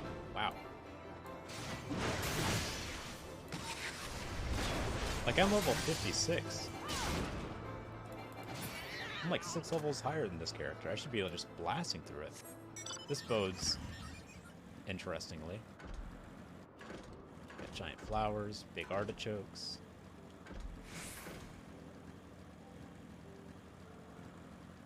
Wait, what did you just say?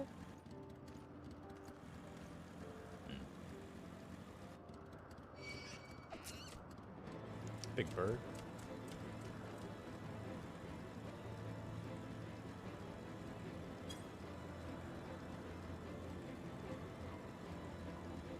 Are they going to explain why there are... Do these cats have bells on them as well? They do. They have little bells. Hold on.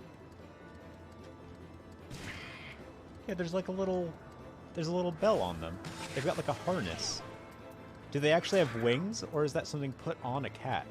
Wait.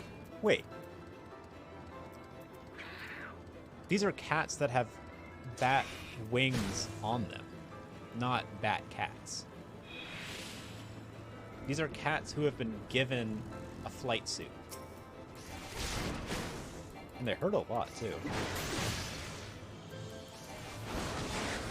They've been given a flight suit and a bell, and they're just attacking strangers. Who has unleashed this hell upon the world?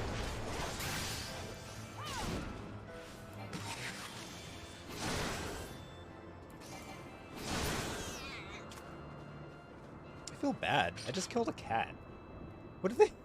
What is happening? Why is there a flying cat with a bell?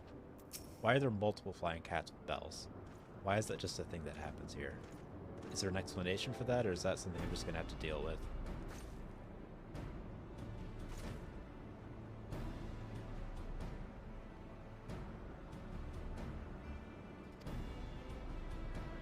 Apparently I saved this person's life at some indeterminate point in the past.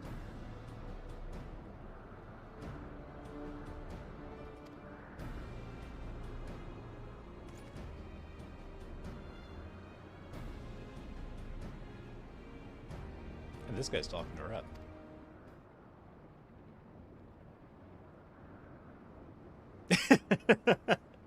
The music stopped, like, when he started flirting with her.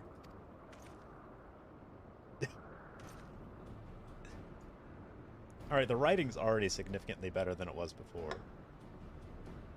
That was good.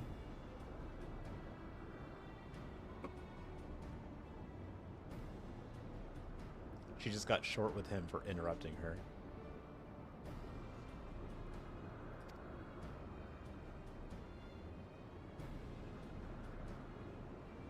So they have the largest and most advanced warship here, capable of downing all but the mightiest dragons. So why are they so worried about wait, where was that when the city was being attacked?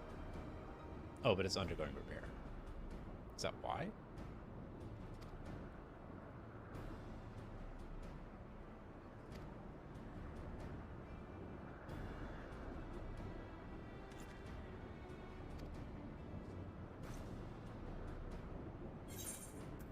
All right. Are you going to talk about the cats with bat wings? Batwing suits? Because that seems important.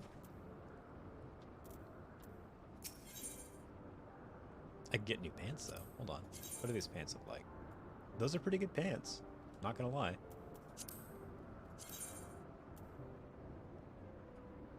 Interesting.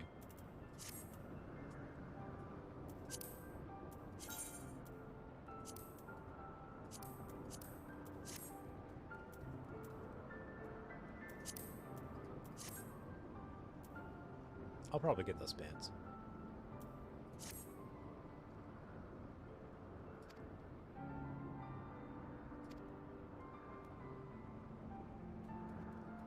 Alright, so basically, I'm here to babysit the prince, so he doesn't get killed.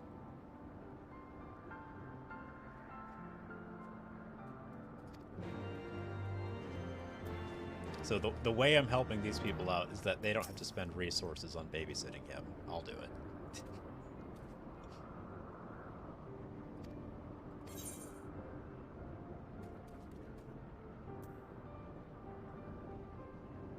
I'm gonna make him feel important, I guess.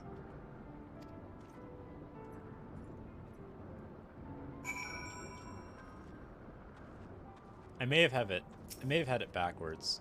It may be that the eldest... No, I think the eldest prince is gonna... I think they're both gonna end up doing terrible things, but I think the youngest one that I'm helping currently is gonna do it by accident, and the eldest one is gonna do it entirely knowingly. How about one of them gets killed?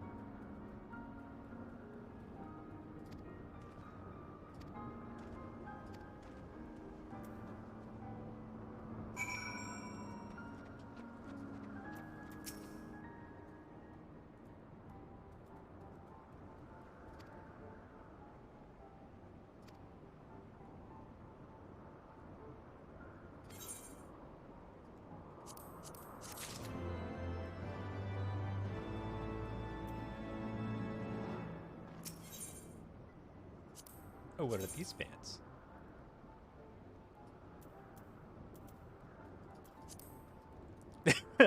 Okay, I wasn't expecting that. Alright. Kind of genie pants. There's something very, like... Wait, are those little bows? What is happening? What is happening with these pants? I'm into it.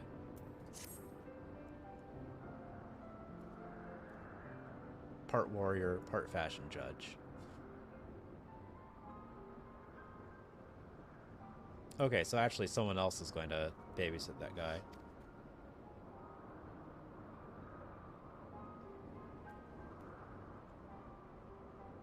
And we're dealing with a beast tribe,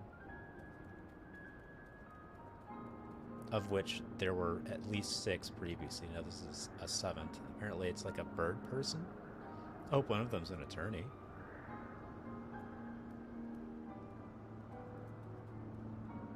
Man, I really hope they made a Harvey Birdman reference in this game. If there's bird people. It'd be inexcusable if they didn't.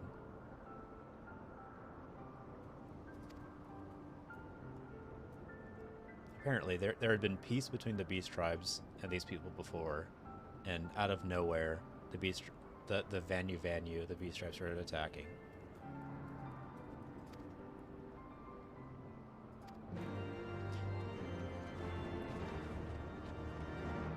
Now, for a bit of backstory, so far in this game, all of the beast tribes, which I feel weird saying that. Anyway, all of the beast tribes in this game have had a primal, which is like a god that they could summon, but that also that god sort of dominates their mind in a way that's irreversible. So like, let's say there's some fish people.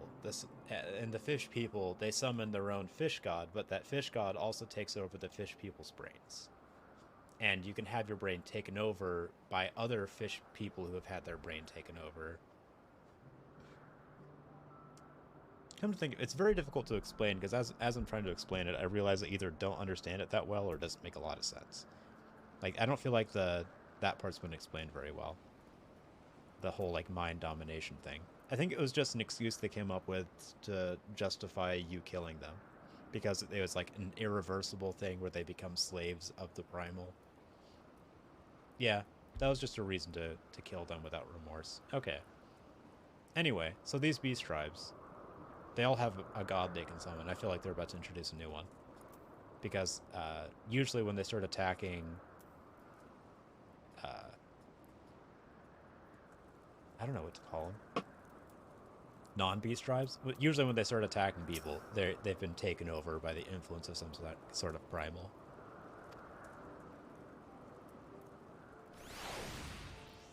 The birdmen.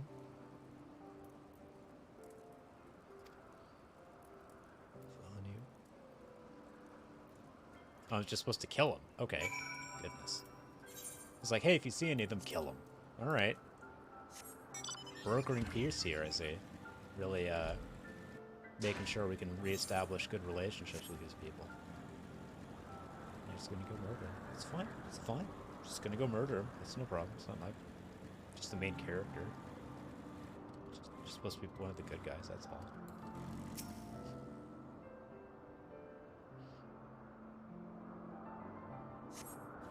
I sense a hostile presence. Oh, they're looking little owls. And they've got like a kind of a cute little idle animation. Alright, this is not the sort of Birdman that I anticipated.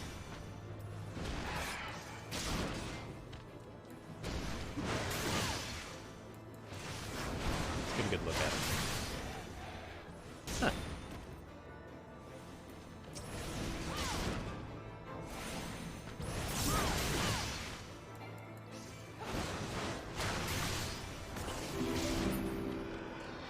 Well, hey there, Shadow Ninja. Thanks for following me. How you doing?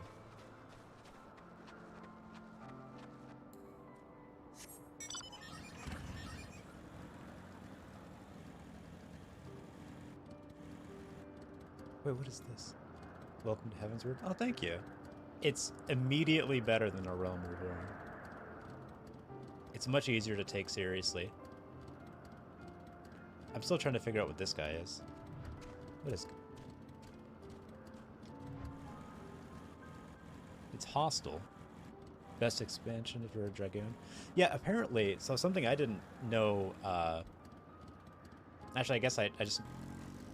Anyway, something interesting that I haven't seen really reflected so far in the game, but it's definitely like a notion this one... oh shit. Being attacked by a cat bat. Is that each expansion has like a signature job, signature class. Like the newest one that's coming out, their signature class is Paladin. I'm hoping one of them is Warrior, so that way my character is an expansion where what I'm doing is front and center. Haven't really looked into it.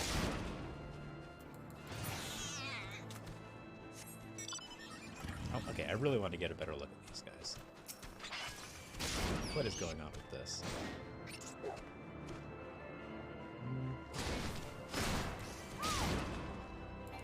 Well, it looks a little bit like a cat. With like a cowlet. But it's got like bird claws. Huh.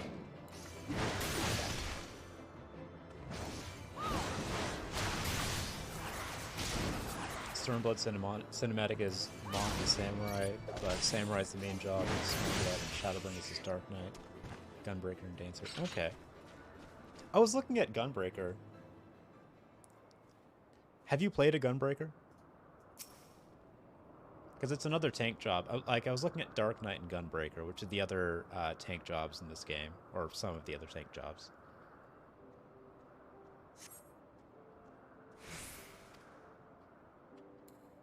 I just haven't really looked into them at all. So far, just swinging an axe around has done me pretty well. Gunbreaker's a DPS that can take a hit. Are they worse tanks than warriors?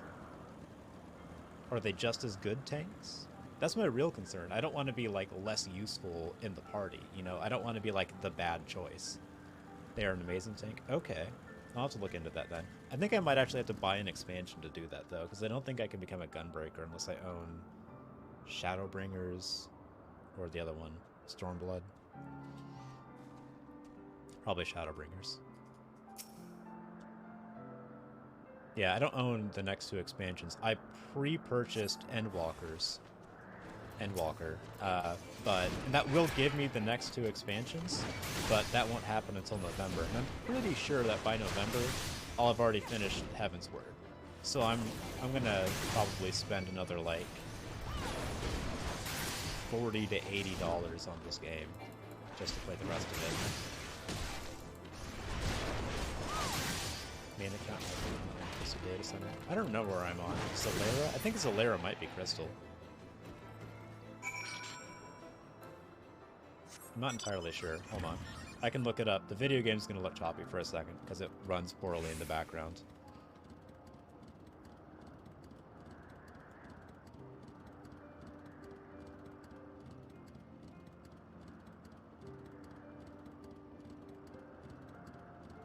Let's see, Crystal. Yeah, Zalera's on Crystal. So, yeah, I'm on Zalera. One of my friends is on co-URL. I feel bad killing these cats. These cat bats. Cat bat's not even the right word for them. They're definitely cats. They are just cats, but with like a wingsuit.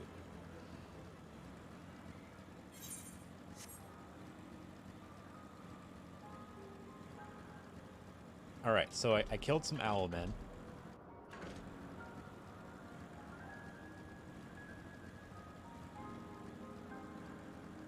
I really want them to either make these flying cats friendly or explain why they're evil. I need it to be okay that I'm killing these cats. Are these just feral cats that some like some very industrious malcontent have given flying magical bat wings? Like, what's the story behind these things? Did they ever explain it? Mysteries abound. Tell me, Marielle. Anything to report? Yes, there are flying cats with bespoke wingsuits with bells on them. Like, these are handmade. How are you not talking about this? This should be like your prime. Like, who's doing this? Who's got the time? All right. Anyway.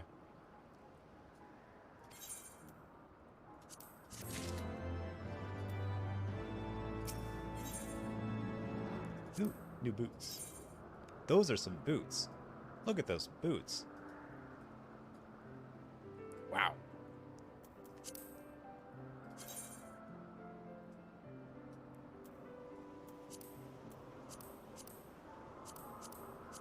They look pretty good. Wow. Actually, that's not bad. It doesn't really match because of this darker spot right here. Like these leather bits make it not match very well, but I feel like I could make that work. That's pretty cool looking. I like that almost pearlescent effect that they have. Those look really good. I'm telling you, this game spoils you with stuff. It's very unlike the only other MMO I've ever played, which is World of Warcraft. In World of Warcraft, they give you some clown-ass looking gear. Some of the most ridiculous, mismatched, dumb-looking, low-polygon equipment you could ever possibly imagine. Like a hat made out of like 3 polygons, and it's like bright yellow. But in this game, they give you, just for like learning to play your class, they'll give you cool looking gear. But just for like a normal story mission where you're just like doing nothing, they're like, here, have this sweet gilded plate mail with pearlescent details on it.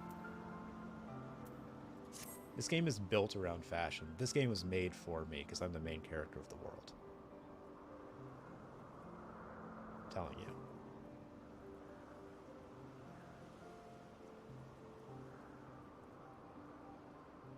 Things are rather peaceful. Wait. It's quiet. It's too quiet. The clipping is pretty bad. I'll be honest though, I had to change my hairstyle multiple times on this character because a lot of hairstyles just clip right through the clothing. Which looks bad. Like, I can't stand it. Or if I can avoid it, I will anyway.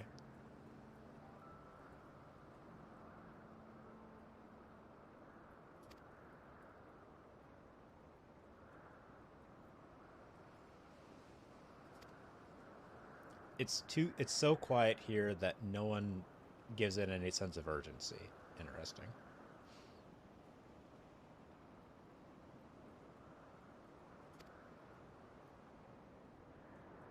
This is where ambition comes to die. Wow, this feels like working at retail, actually. If you haven't aspirations of advancement, you'll be right. Oh man, this is why I left Whole Foods.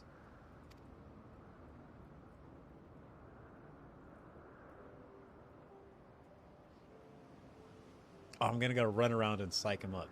All right.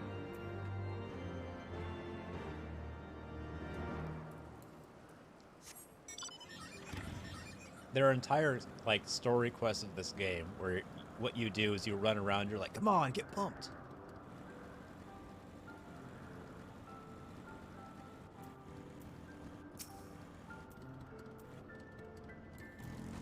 Also, the reason that I look like I'm going Super Saiyan right now is one of the warrior things. This gauge right here, when you have any amount of it, you get this crackling Dragon Ball Z aura.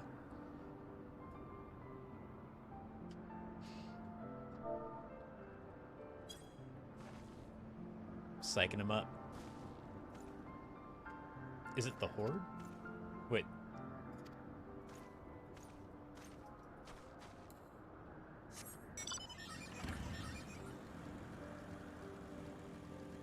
It is weird to be playing a game where everyone else is also on the same side as you, functionally.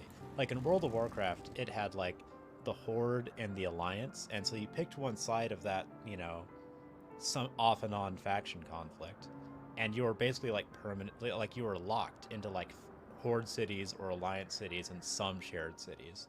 But in this game, everyone's on the same side. Also, everyone is the same main character, which is also different. Like, everyone experiences functionally the same story. It has the same background. Which is very different from World of Warcraft.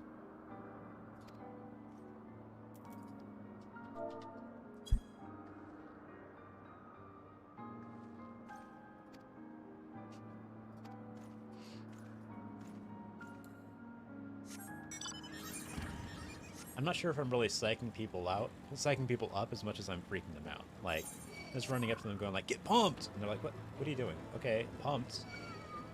Like, I'm scared. Is it right here? Am I gonna have to do a sick jump?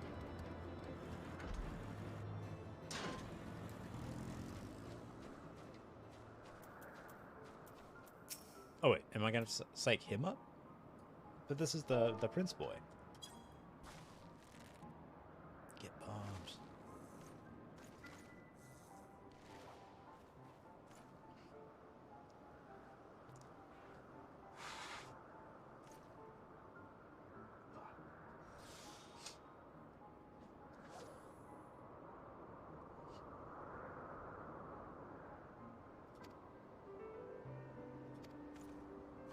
Now he's mad that he didn't get a cool mission. Also, this person appears to be fishing in the sky. Sky fishing. This person is sky fishing. And is catching fish, I imagine. That looks like I've caught a I've caught a fish pose. I haven't done fishing in this game, which is amazing because that's like one of my favorite things to do in most video games that have fishing is go do fishing.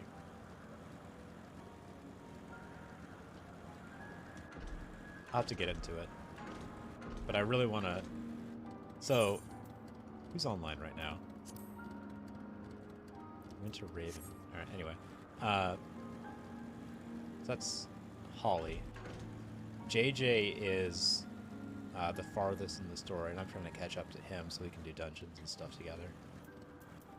Almost all of my real-life friends have started playing this game. I'm not sure if it was, like around the same time that I was like, hey, I'm going to start playing Final Fantasy XIV and started streaming it, like, everyone started playing it.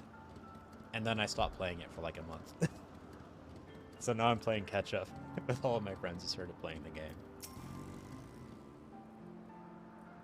So I was actually a little relieved when I was informed that A Realm Reborn, the base game story, was kind of bad, and I could just burn through it. And so I did, and then I read a summary, and I was like, I'm glad I burned through that. It was kind of boring. But this story is apparently the good part. And so far, I agree. So I'm going to take this slow. Or I'm not going to rush through it anyway.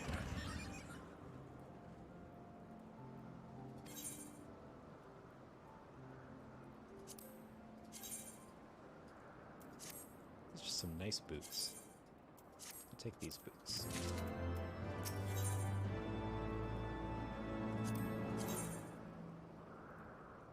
These are jester shoes. I'm building up a whole jester outfit, apparently, for whenever I become a white mage, I guess. I'm probably gonna do like tank and healer because DPS is kind of boring. Tank and healer, as a tank, you lead the group and you're often in demand. As a healer, I mean, the group literally can't function without a healer because people just die instantly, so everyone needs a healer. But DPS, interchangeable. Any DPS will do. And they're also usually the easiest classes to play, so I'm resolving myself to not play DPS, at least for a while.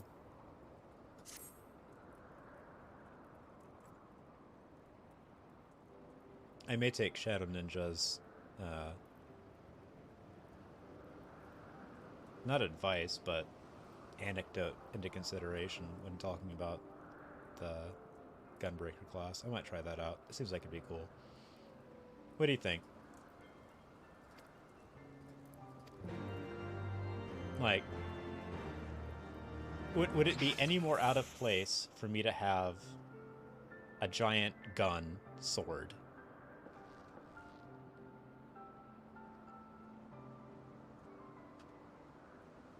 I think it might actually fit my whole steez better.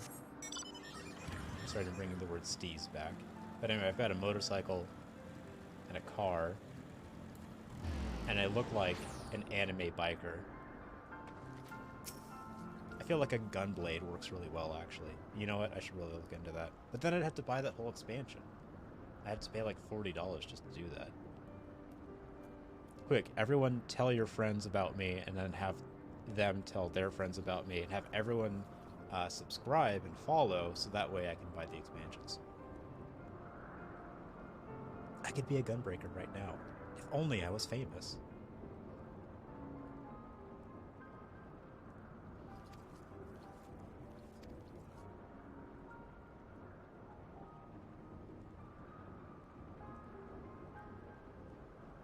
Wait. Yeah, how do you get fresh water? I can't believe they're actually bringing up real-world concerns like that. Like, oh yeah, we're on floating rocks. Where do we get water from? There are no underground sources, but there's a unique variety of crystal which they can... How do you get, what, like, spring crystals? Wait. Crystals that produce water?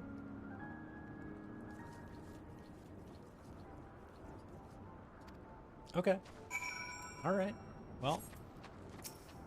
Me and the principal are going to go find water crystals. That's what we're going to do. Isn't water crystals what happens if you don't drink enough water? You should get some orange juice, some citric acid. That'll get rid of your water crystals. I think you also have to feed your cat a special diet to avoid them getting water crystals. That person has a whole Jester's outfit going on. Not Jester. Like Mad Hatter kind of look.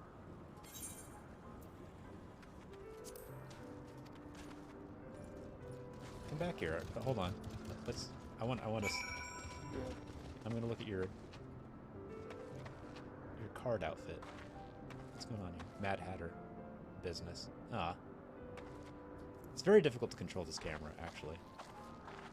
There we go. Yeah. Yeah.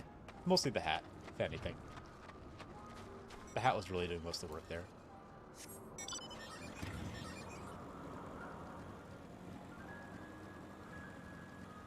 My goal for this game isn't really to get like super good at the end game and be like an elite raider with the best gear or anything. My goal is to, very much like in World of Warcraft, to accrue the largest assortment of fashion accessories that I can and look as good as possible. Have a bunch of different outfits that look great and also be good at the game and have fun. That's my goal. Not really like an end game, intense gaming kind of person.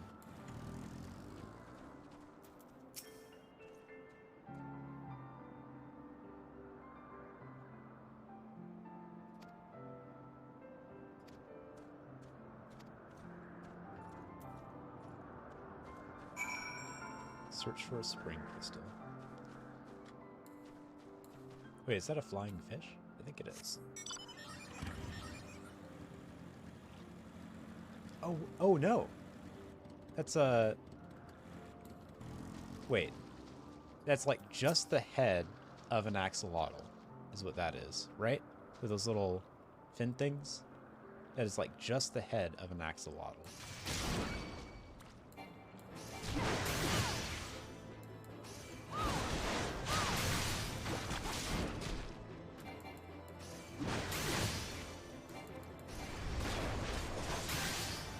I'm really surprised at how little damage I'm doing, given that I'm 6 levels higher than these guys.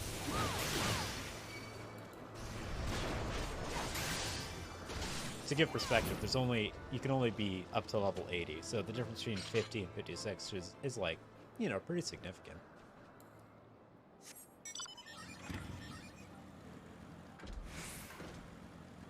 Or you would think, anyway.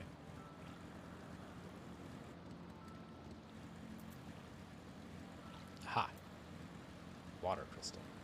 I found it. Probably.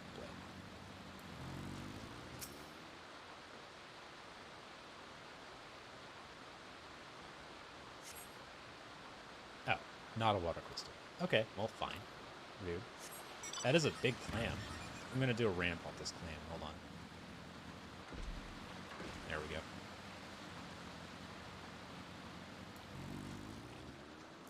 Doing 6 stunts, looking for spring crystals. It says it's a spring crystal. It better be a spring crystal. It's not a spring crystal. Just do another sick jump.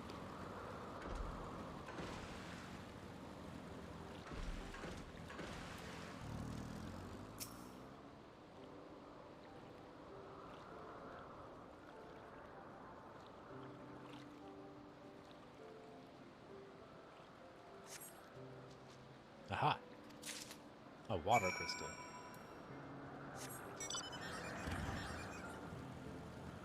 Is that a big snake? I can't target it. There we go. Cloudworm. Okay.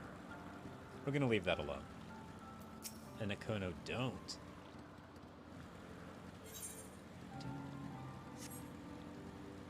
What's up here? I'll bet there's another city, like another outpost somewhere.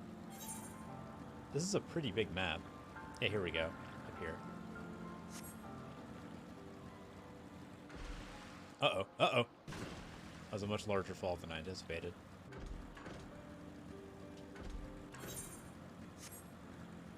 You have to unlock... So, apparently I can unlock flying in this area, but I have to do some special kind of business to do it. It's like a treasure hunt kind of thing for each zone. Like for every map, and for like basically the rest of the game, you have to do like kind of some treasure hunt stuff to unlock faster mounts and flying. Which makes sense, you know, fully explore the area before you can just completely ignore all the terrain issues. Crystal. Okay, well they sort of explained it, that it draws moisture from the air, like a pump. That was some good exposition there, Honoroi. Uh-oh.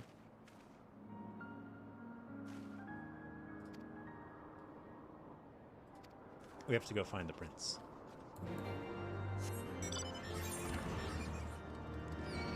Uh-oh.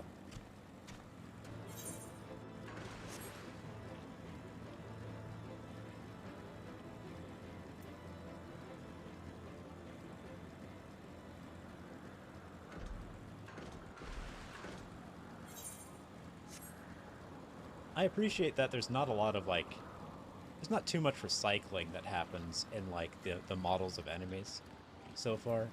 Like, there's a lot of variation. Like, we've got, like, these guys probably don't even show up outside of this area, these axolotl heads. These cloudworms. Like, they put a lot of effort into creating unique models for things. There's, like, I'm so used to video games recycling enemy models and just, like, recoloring them or making them larger or something like that.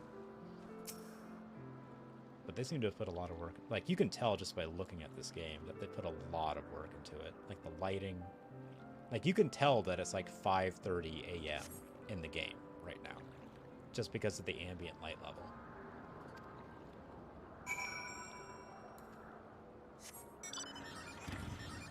Like, that's pretty good. The reflections are really nice. This is such a pretty game. Like, I'm impressed. Genuinely impressed. For an MMO with, you know, millions of players. It just, like, I come to the same conclusion I've come to before, just this game just spoils the player with just a bunch of cool stuff. It doesn't make you, like, it's not, it doesn't, what's the word? It values your time. That's what I'm looking for. That's what I'm trying to say. This game values your time, whereas a lot of video games, especially like massively multiplayer online games, do not value your time. World of Warcraft does not value your time. It is just a thing that you can spend time doing, and it gives you just enough dopamine that it's fun. But this is just consistently good. and really does its best to, like, entertain and involve you. Uh-oh. This very short person has told me that the prince has been stolen. By a gang of owlmen.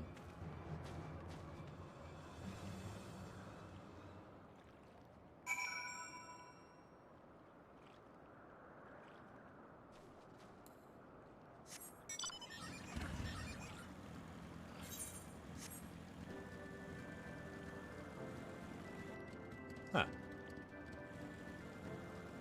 I guess the owlmen of totems? Okay.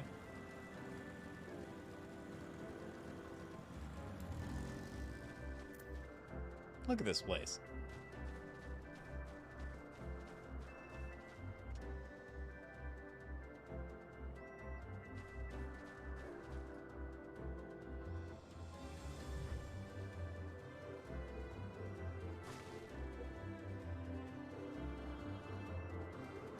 That crystal's wrapped up in some roots. That's interesting. I'll bet that's story relevant.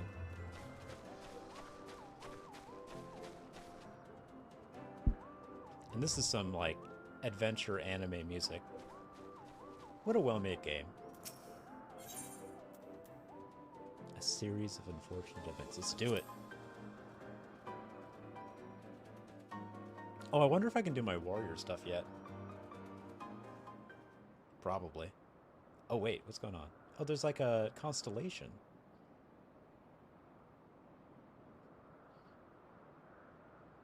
They're just showing off that there's a constellation. Also, it's nighttime now. It was 6 a.m. earlier, but now it's night. Wait. Is the time of day not universal? Can that be like player to player?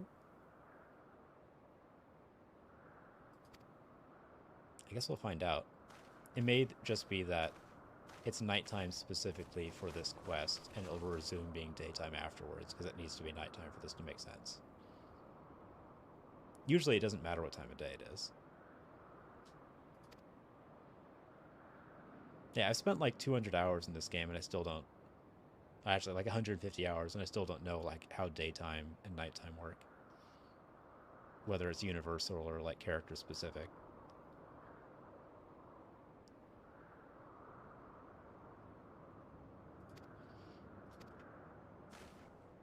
Alright, so this very short lady is asking me to save the prince, which is, of course, what I'm going to do.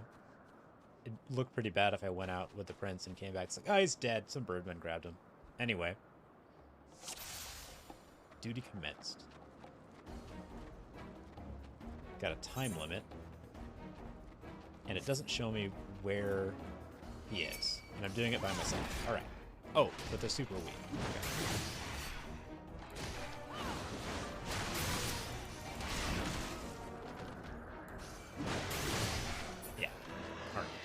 Easy peasy. But I can't use my mounts.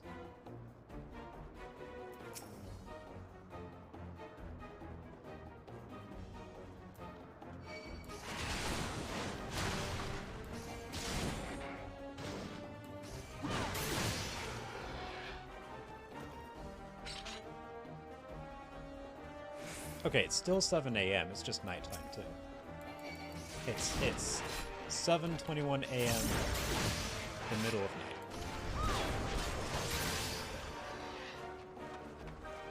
Is that constellation still there? Yeah, it is. Okay. I wonder if the night sky changes between days.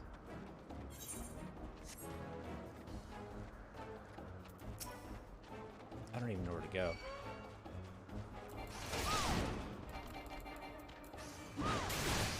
Wait, it says speak with one. Does it show me where? Wait, did I go too far? Was I supposed to talk to that person back there first? Oh no. I didn't realize there was a dialogue that I needed to have before I went off and saved him. I thought I had commenced the duty. We'll find out quickly enough, I suppose. Should be right here. Did I go the wrong way, maybe? That's possible. I mean, both of these directions are unknown to me, so I could have gone the wrong way, but I really thought way up here. Alright. They pointed me at the gate, but we'll see. No, wait. Okay.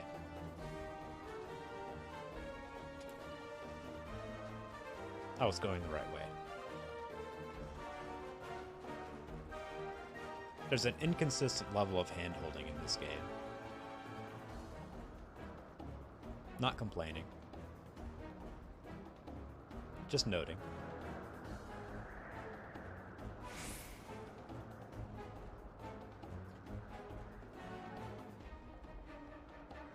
Is that just a spinning flower in the air? Okay.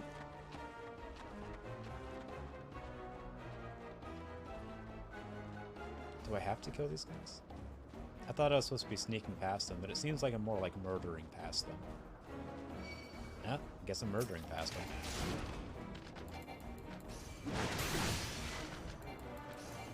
Is it really a stealth mission if you kill literally everyone between you and your goal?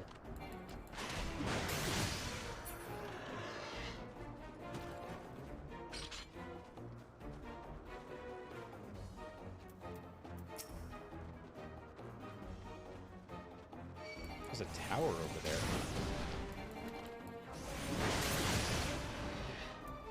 But I'm guessing I need to be going this way.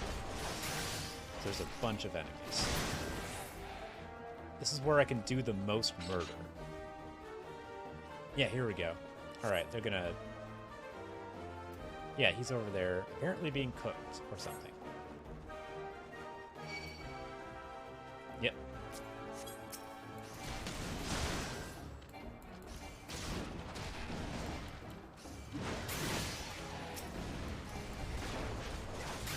Who's the chief? Can I attack the chief? He's got an interesting mask on. What's this? That's horrifying. There are more pressing matters at hand. Are you sure? Okay. He's fine. I can just talk to him. Whatever. Like, he's not in any danger. I already killed the other people. He's just watching me do this. Alright. Do I talk to him now? I'm supposed to protect him. You have anything to add? No? Okay. That's fine.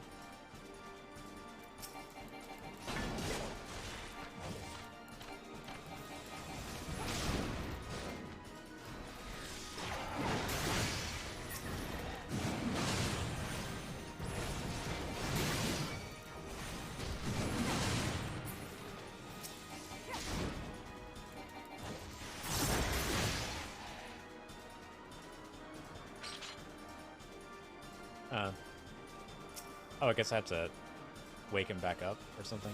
I have to unscare him. Okay.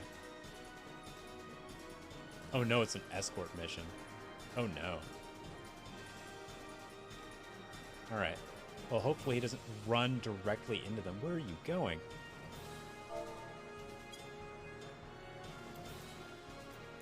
Goodness. Oh my god, he's gonna get himself killed.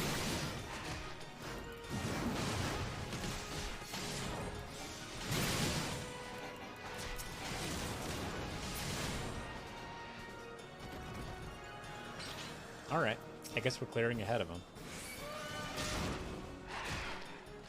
Because his health isn't coming back. Oh no, he's going on his own. Has help arrived? Okay.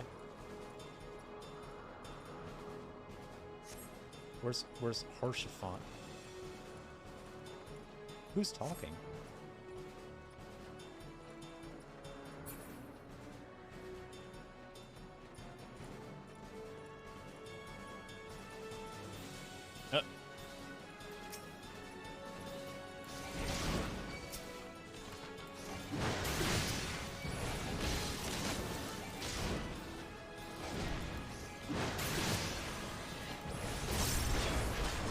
Oh, there's Harshafon. Harshafart. Harshafon.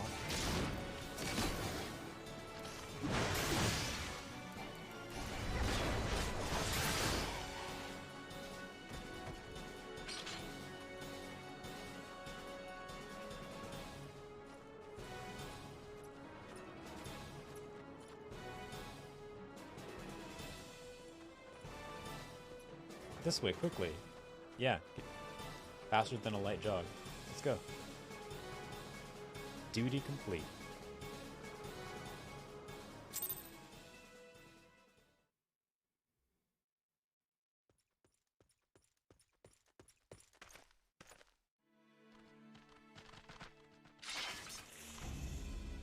Now this happens a lot. Reinforcements. This thing where, like, I'll have just finished killing a bunch of things, and then in a cutscene, we're surrounded by a bunch of those same things that I could kill with, like, a cold look. Is it going to allow me to resolve this, as I would be able to in the real game?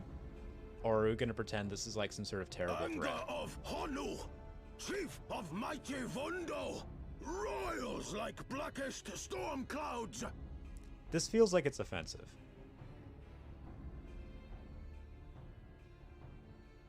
We're just gonna move on. Offer netherlings to the white.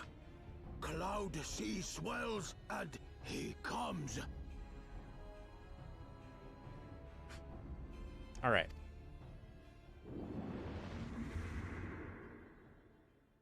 You have to understand.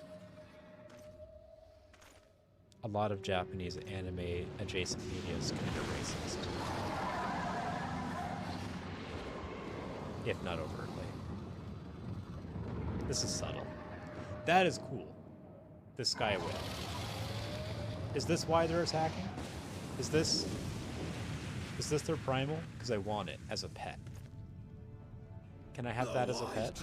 The white, mighty Bismarck, Lord of the Mists. This is, if there's not a Captain Ahab reference coming up soon, that is a big white whale. Flying whale? By the Fury, it's a primal. By the gods. Oh, he snapped. We must away.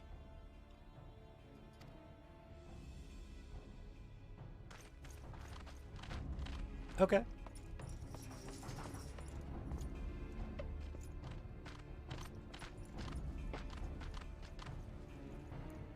Are we gonna again pretend that this is something I can't resolve very easily by swinging my axe around?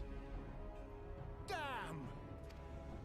We are not cornered. I mean, we are, but like, I can kill these things in 2 hits. But we're getting saved. Bloody typical. All right, we're going in. Aye, aye, Chief.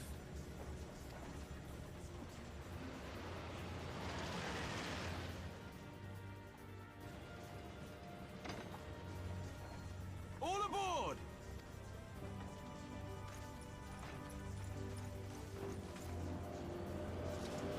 Wait, what about... They can do something... Okay. He did some sweet anime jump business. It must take such confidence to be an anime character, to like make jumps like that without any kind of anxiety, to like hold the cool look long enough to be able to turn around and do the sweet jump. Oh. Gimme. I want you as a pet. Gimme. I'm gonna get that thing as a pet. One way or another. I don't care if it costs me real world money, I'm getting that thing as a pet.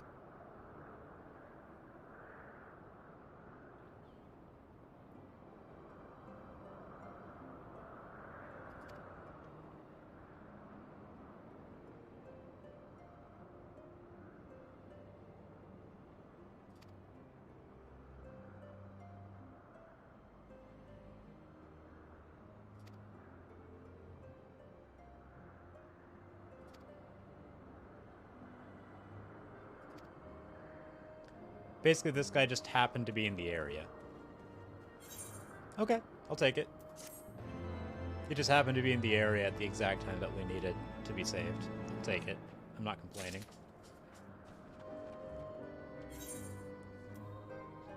Alright.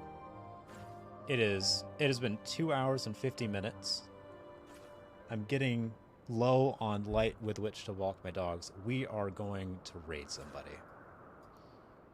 We will find someone else who is playing this game with a similar number of viewers, but probably a little bit more. Oh, how about 49? 49 seems right. No, wait, they're not playing Final Fantasy XIV. They're doing something else.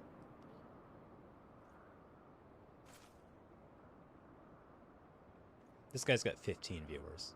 Oh, he's just finishing a Realm Reborn. Oh, I'm ahead of the... hey, here we go. No spoilers this way. All right. Well, thank you guys for being here. I will see you guys likely very soon.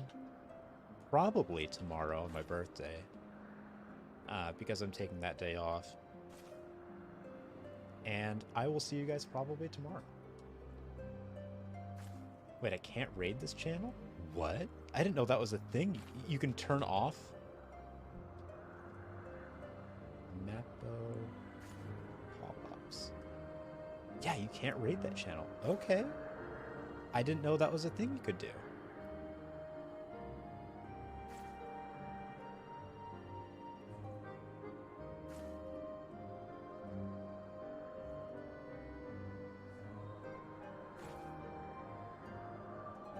This person's doing a whole thing. They're doing a cosplay stream. That'll be interesting. We're going in blind.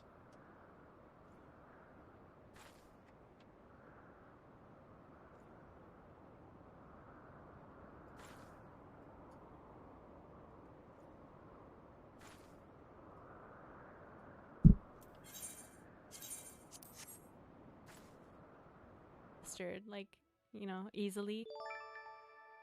Oh, hey! Yonish Prime. Thank you for the raid. Did you guys play Final Fantasy? Thank you, Sandra. Yeah, thanks for everything today. Hi, Yonish Prime.